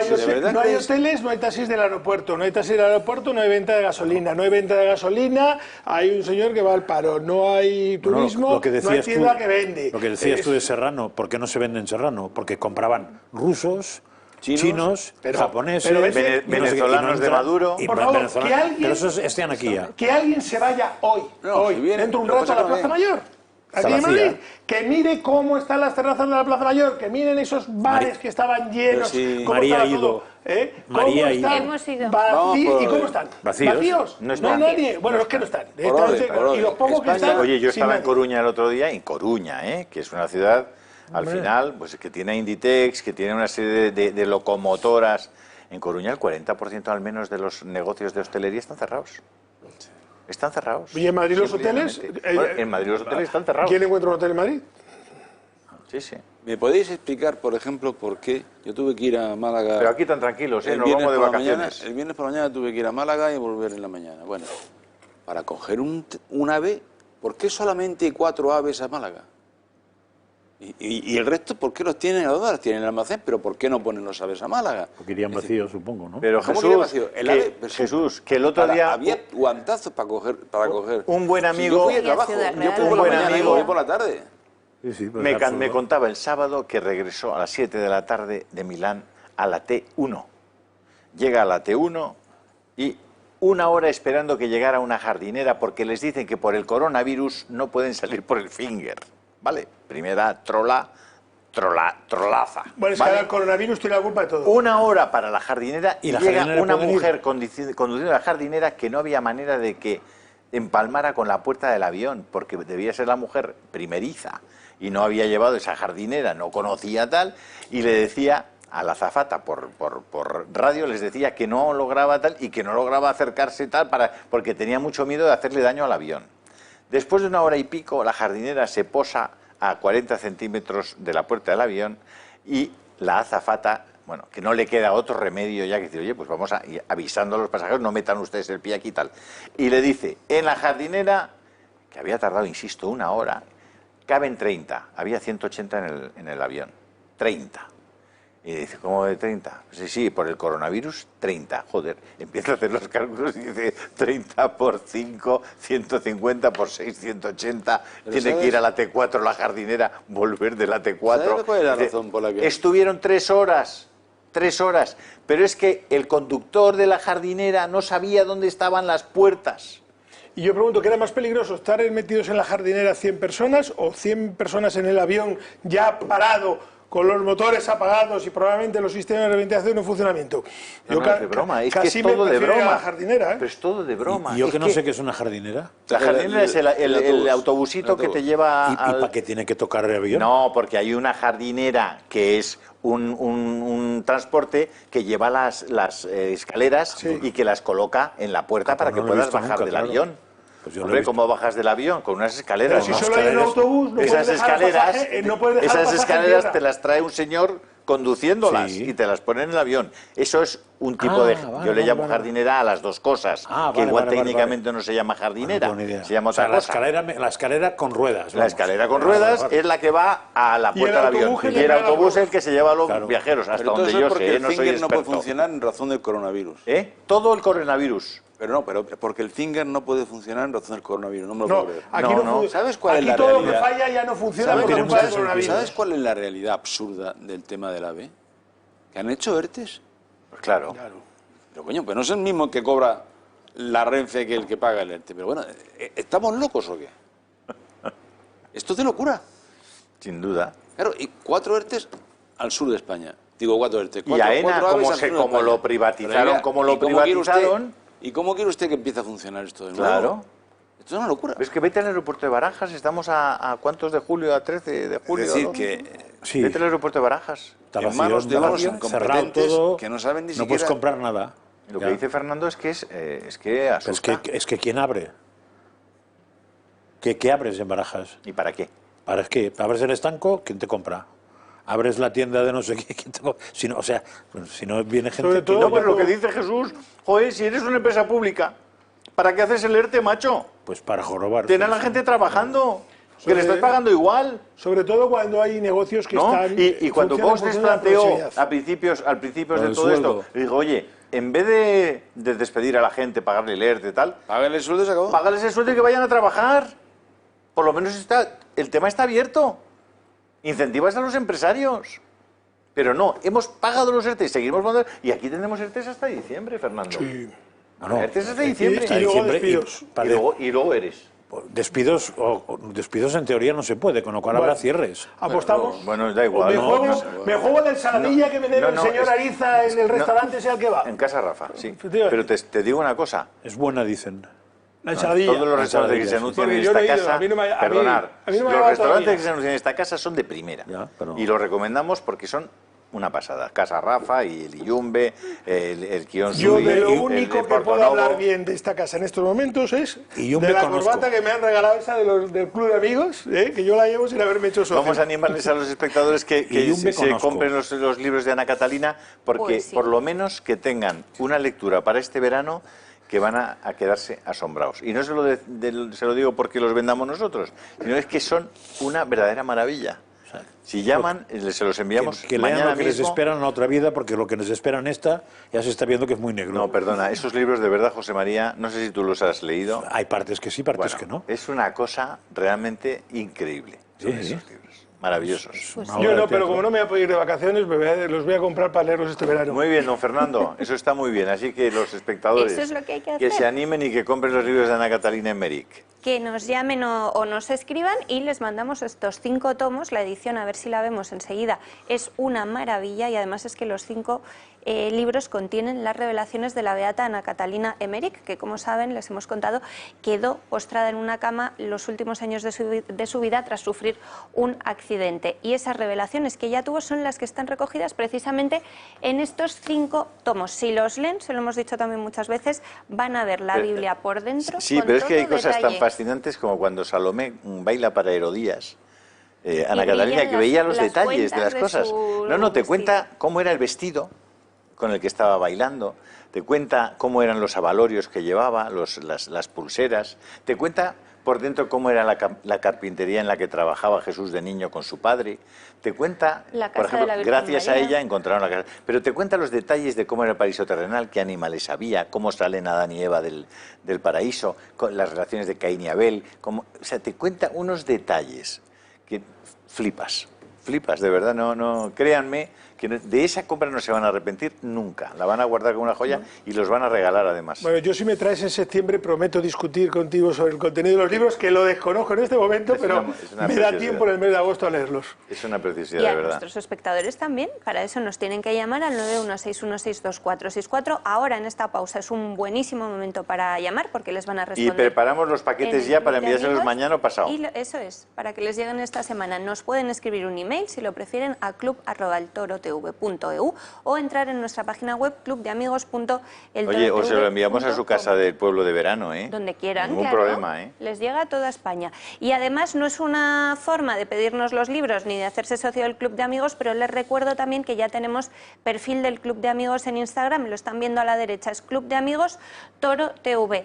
En ese perfil subimos contenido muy interesante, además del perfil del Toro TV, donde colgamos vídeos de nuestro contenido televisivo. En la del Club de Amigos, además de esos mismos contenidos, pueden encontrar cosas especialmente interesantes para los miembros del Club de Amigos. Club de Amigos Toro TV, sin ningún punto, sin nada. Que además complicado. en breve comenzaremos ya las actividades del Club de Amigos, Por eso digo que van que a es muy empezar importante que estén de bien forma no informados. presencial, con actividades online, con conferencias de Fernando Paz, charlas de Eduardo García Serrano, exclusivamente para los miembros del Club de Amigos de Hidromía, o con don Jesús Trillo, explicando cómo se consigue que si has tenido una pérdida, ¿no? En estos meses, Jesús, puedan indemnizarte, ¿no? Puedan indemnizarte y deban indemnizarte, en virtud de la responsabilidad del Estado. ¿Y cuándo? Yo quisiera saber Bueno, eso- cuándo. a ver, eso si ya ya eres es- capaz de decirnos eso... No, hombre, yo te puedo decir lo que establece la ley en cuanto a los plazos. En el caso de una reclamación de responsabilidad patrimonial, la ley establece 2 meses para que dictamine el Consejo de Estado y 10 días para que se haga un informe por parte del Gobierno. Luego, teóricamente, desde la presentación, teniendo en cuenta que vamos, a pesar de todo, a quitar el mes de agosto, a pesar de que se ha declarado hábil, como tú bien sabes, ¿no? Pero bueno, supongamos que presentamos el asunto. Se ha declarado hábil a costa de los pobres abogados, claro. Y a costa más, porque yo estoy seguro que el señor juez que se va a ir de vacaciones se va a ir igual, el señor secretario judicial también, y al funcionario que toque sus vacaciones no le va a perdonar. El letrado, el abogado es el que no va a poder. Pues, por supuesto. Lo cierto es que supongamos que presentamos en septiembre y tenemos 2 meses y medio, 3 meses, ¿vale? En Navidad tenemos una respuesta del Consejo de Ministros que seguro que será negativa, y después tendremos un contencioso administrativo, lo que el Tribunal Supremo tarde en resolver, pero también todo depende de lo que diga el dictamen del Consejo de Estado. Luego, podemos tener de aquí a un año una sentencia, y no está mal. Y Jesús, que la gente pueda recuperar, en cuanto volvamos, pero es que el tiempo manda en el directo. Fernando Santiago, muchísimas gracias. Te esperamos la semana que viene, si Dios quiere. Una pausa brevísima y hablamos de Pablo Iglesias. Hasta ahora. Caray.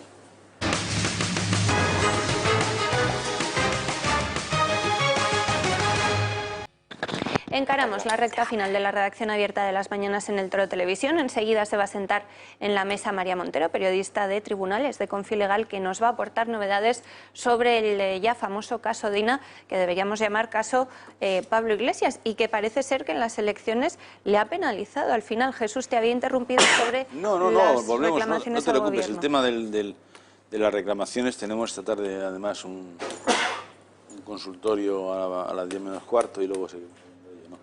Yo creo que el caso Dina le ha pasado facturas, efectivamente, a Pablo Iglesias, pero ya no es por el caso Dina en sí, que en sí, en realidad, no es una cuestión. Yo siempre suelo decir, es como cuando Al Capone cayó por el asunto tan estúpido de los impuestos de la ciudad de Chicago, ¿no? Es decir, que tampoco se trata de eso. El problema es que ha puesto de manifiesto el tinglado que tiene montado, es decir, él y su harén que le rodea. Es decir, la falta de estructura de partido, el sistema absolutamente centralizado y dictatorial que tiene de partido. Es decir, digamos, eso que no obedece a la realidad, que eran las mareas, parecía que era una especie de estructura territorial por toda España, las mareas en Galicia, ¿no? Bueno, la marea llegó y se la llevó para adelante. Es decir, no hay absolutamente nada. Y luego creo que es el principio del final del partido de Podemos y por tanto de Pablo Iglesias. Lo que no sé es el tiempo que va a durar en el gobierno y si el señor Sánchez está dispuesto a atarse la soga al cuello con él y caer en el mismo pozo. Pregunta que habrá que hacerse a partir de ahora. Voy a saludar ya, como decía, María Montero en la mesa. María, bienvenida. Pues un placer y felicidades también por todo el trabajo que se está haciendo de cobertura de las elecciones. Enhorabuena. Muchas gracias. María, novedades. ¿Tú crees también, como comentaba Jesús, y yo creo que todo apunta en ese sentido, que todas estas revelaciones que habéis hecho muchos periodistas en las últimas semanas sobre el caso Dina han pesado al final, ¿no?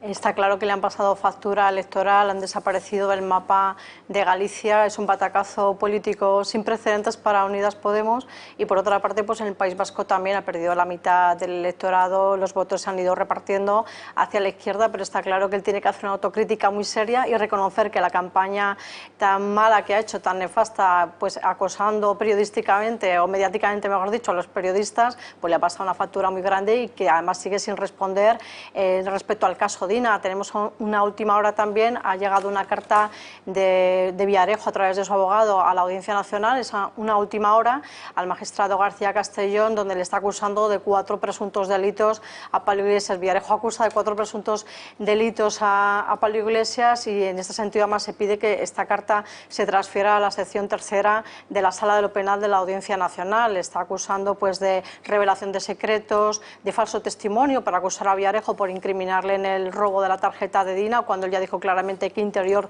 nunca le dio ninguna orden en este sentido. Por otra parte, de falsedad y incluso de destrucción, ¿no? de la propia tarjeta, vamos, de un presunto delito informático, con lo cual pues esto vuelve a coger otro giro muy interesante esta semana y desde luego pues el abogado de Villarejo está cumpliendo lógicamente con la defensa de su defendido, que pues por lo que se va acreditando no tenía nada que ver y sin embargo pues ha podido ser un bluff o un montaje de esta pieza, como estamos viendo, como estamos desvelando, ¿no? Diferentes periodistas. ¿Cuáles serían esos 4 presuntos delitos, María? Vamos a repetirlos. Pues revelación de secretos, porque Pablo Iglesias accede a las fotos o imágenes íntimas de Dina Bolsenham y además a otros chats de los grupos que aparecen en el teléfono de Dina, y ni Iglesias tenía ningún derecho a tener esas imágenes íntimas y tampoco a los chats, a las informaciones que se están vertiendo en esos grupos de Telegram o de WhatsApp que se encuentran dentro de la tarjeta de Dina Bolsenham. Por otra parte, a falso falso testimonio, porque están tratando de incriminar a Villarejo por si tuviera algo que ver en este robo, y él definitivamente ha dicho que no tenía absolutamente nada que ver, y por presunto también crear un delito, ¿no?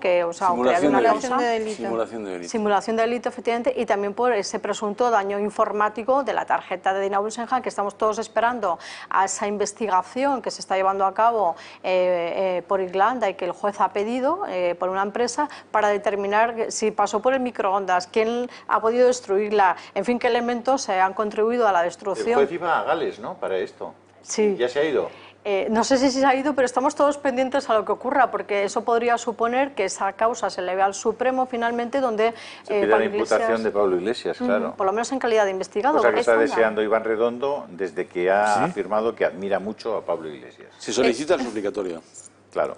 Y al solicitar el suplicatorio, ahí es donde entra la cuestión política. Es decir, ¿va el PSOE a defender en el suplicatorio a un señor con 4 imputaciones de estas características? Hasta ahora siempre se ha otorgado. De los 4 delitos, ¿cuál es el más grave, María Jesús? Revelación de secretos, falso testimonio, simulación de delito y obstrucción. La destrucción de elementos informáticos. El que más pena tiene de todos ellos. Sí, tiene penas hasta de 4 años. O sea, podríamos ver en la cárcel a Pablo Iglesias. Hombre, sí, lo que pasa es que sería en la aplicación en el grado máximo del delito, ¿no? Caso de las... Oye, a Jaume Matas por 3.000 euros lo vimos 9 meses en la cárcel. Chico, evidentemente. Y había encargado no es lo mismo. A un periodista un discurso, por 3.000 euros 9 meses a la trena, y el primer caso de un tío que con una condena menor de 2 años, los 9 meses, machote. Así que las tarjetas Black que son acusados de apropiación indebida, ¿cómo? ¿Que devolvieron el dinero? Que devolvieron el dinero y que además se lo prestaron, pero nunca apropiación indebida, pues ahí están. Es decir, al lado de esto una chorrada. Y sin embargo, el trato no va a ser el mismo probablemente. ¿No crees que acabe en Soto del Real? Galapagar es muy importante. Ya no sé. Pesa mucho vivir en Galapagar. Ya, bueno, pero aquí vamos a apostar porque haya una justicia independiente. ¿Dónde? Y... Digo yo, pero es el Marqués de Galapagar, es una cosa muy importante. ¿Justicia independiente es dónde? Claro. ¿Y dónde podemos leer la carta de Villarejo? Que me parece muy interesante. Pues nosotros estamos a punto de subirla también al Confilegal, os la compartiremos, nos ha llegado directamente del despacho de abogados y desde luego es un lunes de apertura informativa sobre el caso de Dina muy interesante, porque cada vez se eleva más el tono de tensión en esta Audiencia Nacional y entiendo que el juez García Castellón debe de estar francamente preocupado. María, el delito presuntamente que afectaría al excomisario Villarejo sería el de falso testimonio, ¿no?, al tratar de incriminarle a él en esa presunta cloaca que cada vez más todos los indicios apuntan a que no existía. ¿Villarejo puede adoptar ahora acciones contra Pablo Iglesias?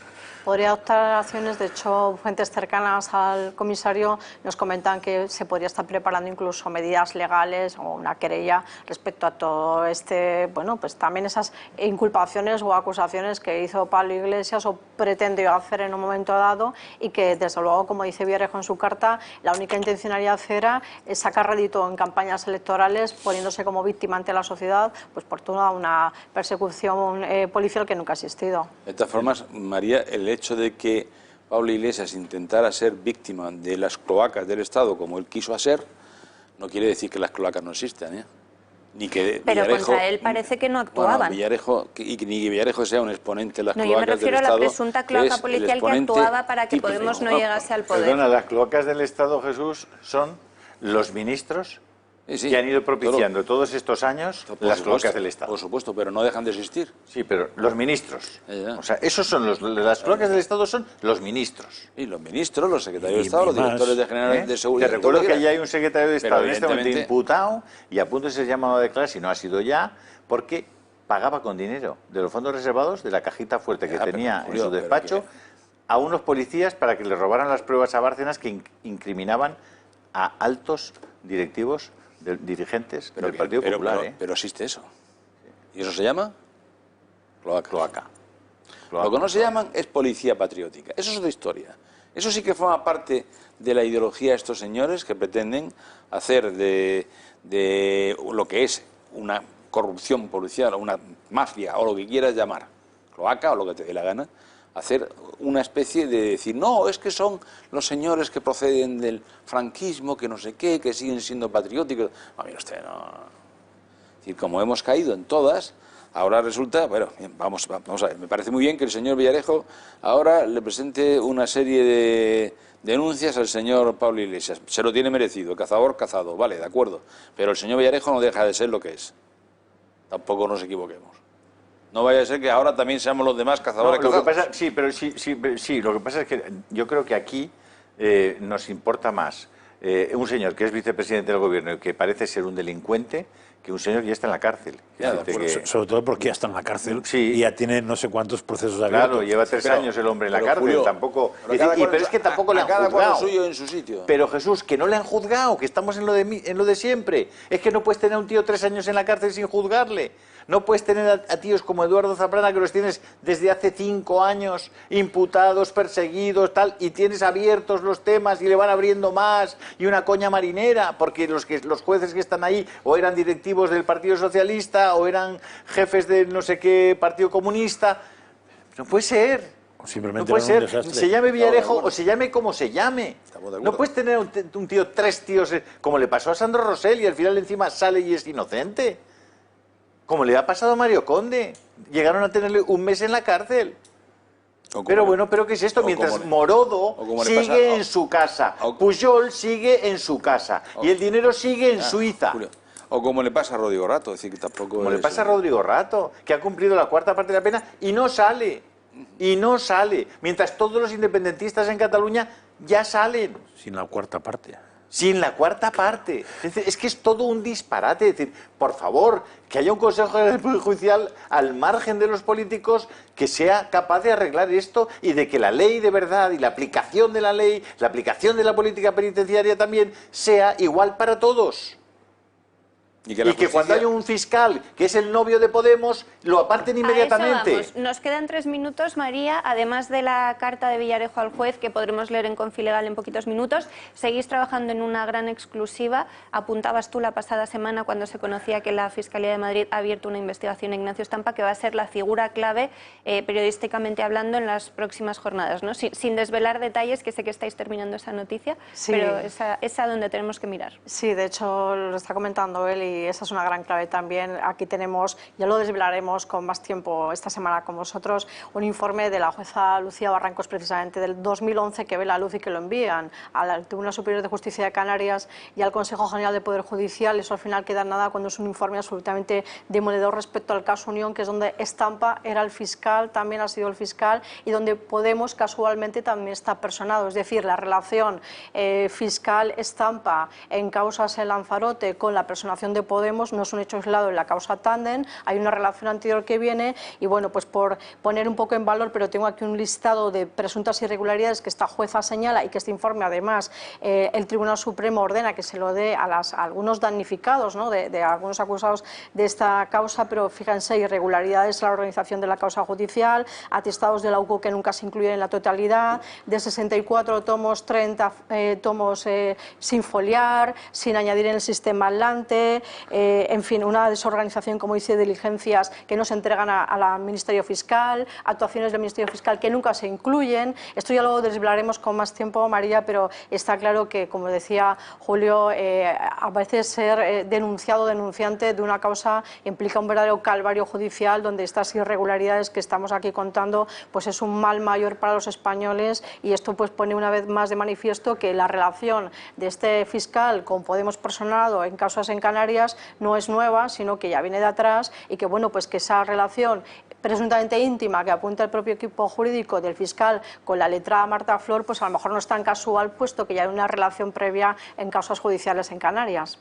Según cómo avance la investigación, muy brevemente, María, Estampa puede ser desde apartado de este caso hasta expulsado, ¿no?, de la carrera. Sí, estamos muy pendientes de lo que resuelva la Fiscalía Superior de Madrid, porque mientras no esté en calidad de imputado, ahora se han abierto unas diligencias de investigación, entendemos que no va a ser apartado de Tandem, pero el siguiente paso sería o bien archivar las diligencias o bien pasar ya a una imputación donde efectivamente debería ser apartado, y esto presuntamente podría acabar con su carrera judicial. Bueno, pues ya veremos qué medidas se van tomando, pero es una de las opciones, desde luego, a contemplar en lo que puede pasar a partir de ahora con el fiscal Estampa. No, hombre, para ser expulsado de la carrera tendría que tener una sentencia. pero puede ser suspendido inmediatamente. Y debería de ser suspendido en el ejercicio de la función. Mientras termina la investigación.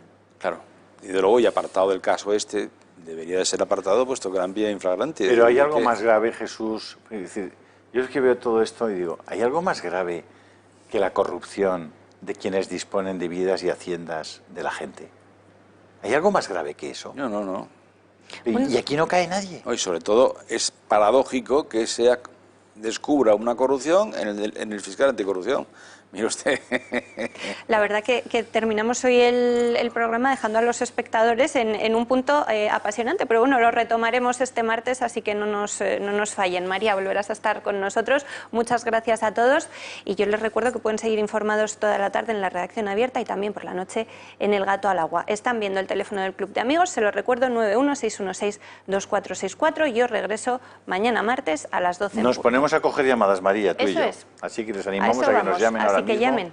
Y estén con nosotros. Feliz tarde.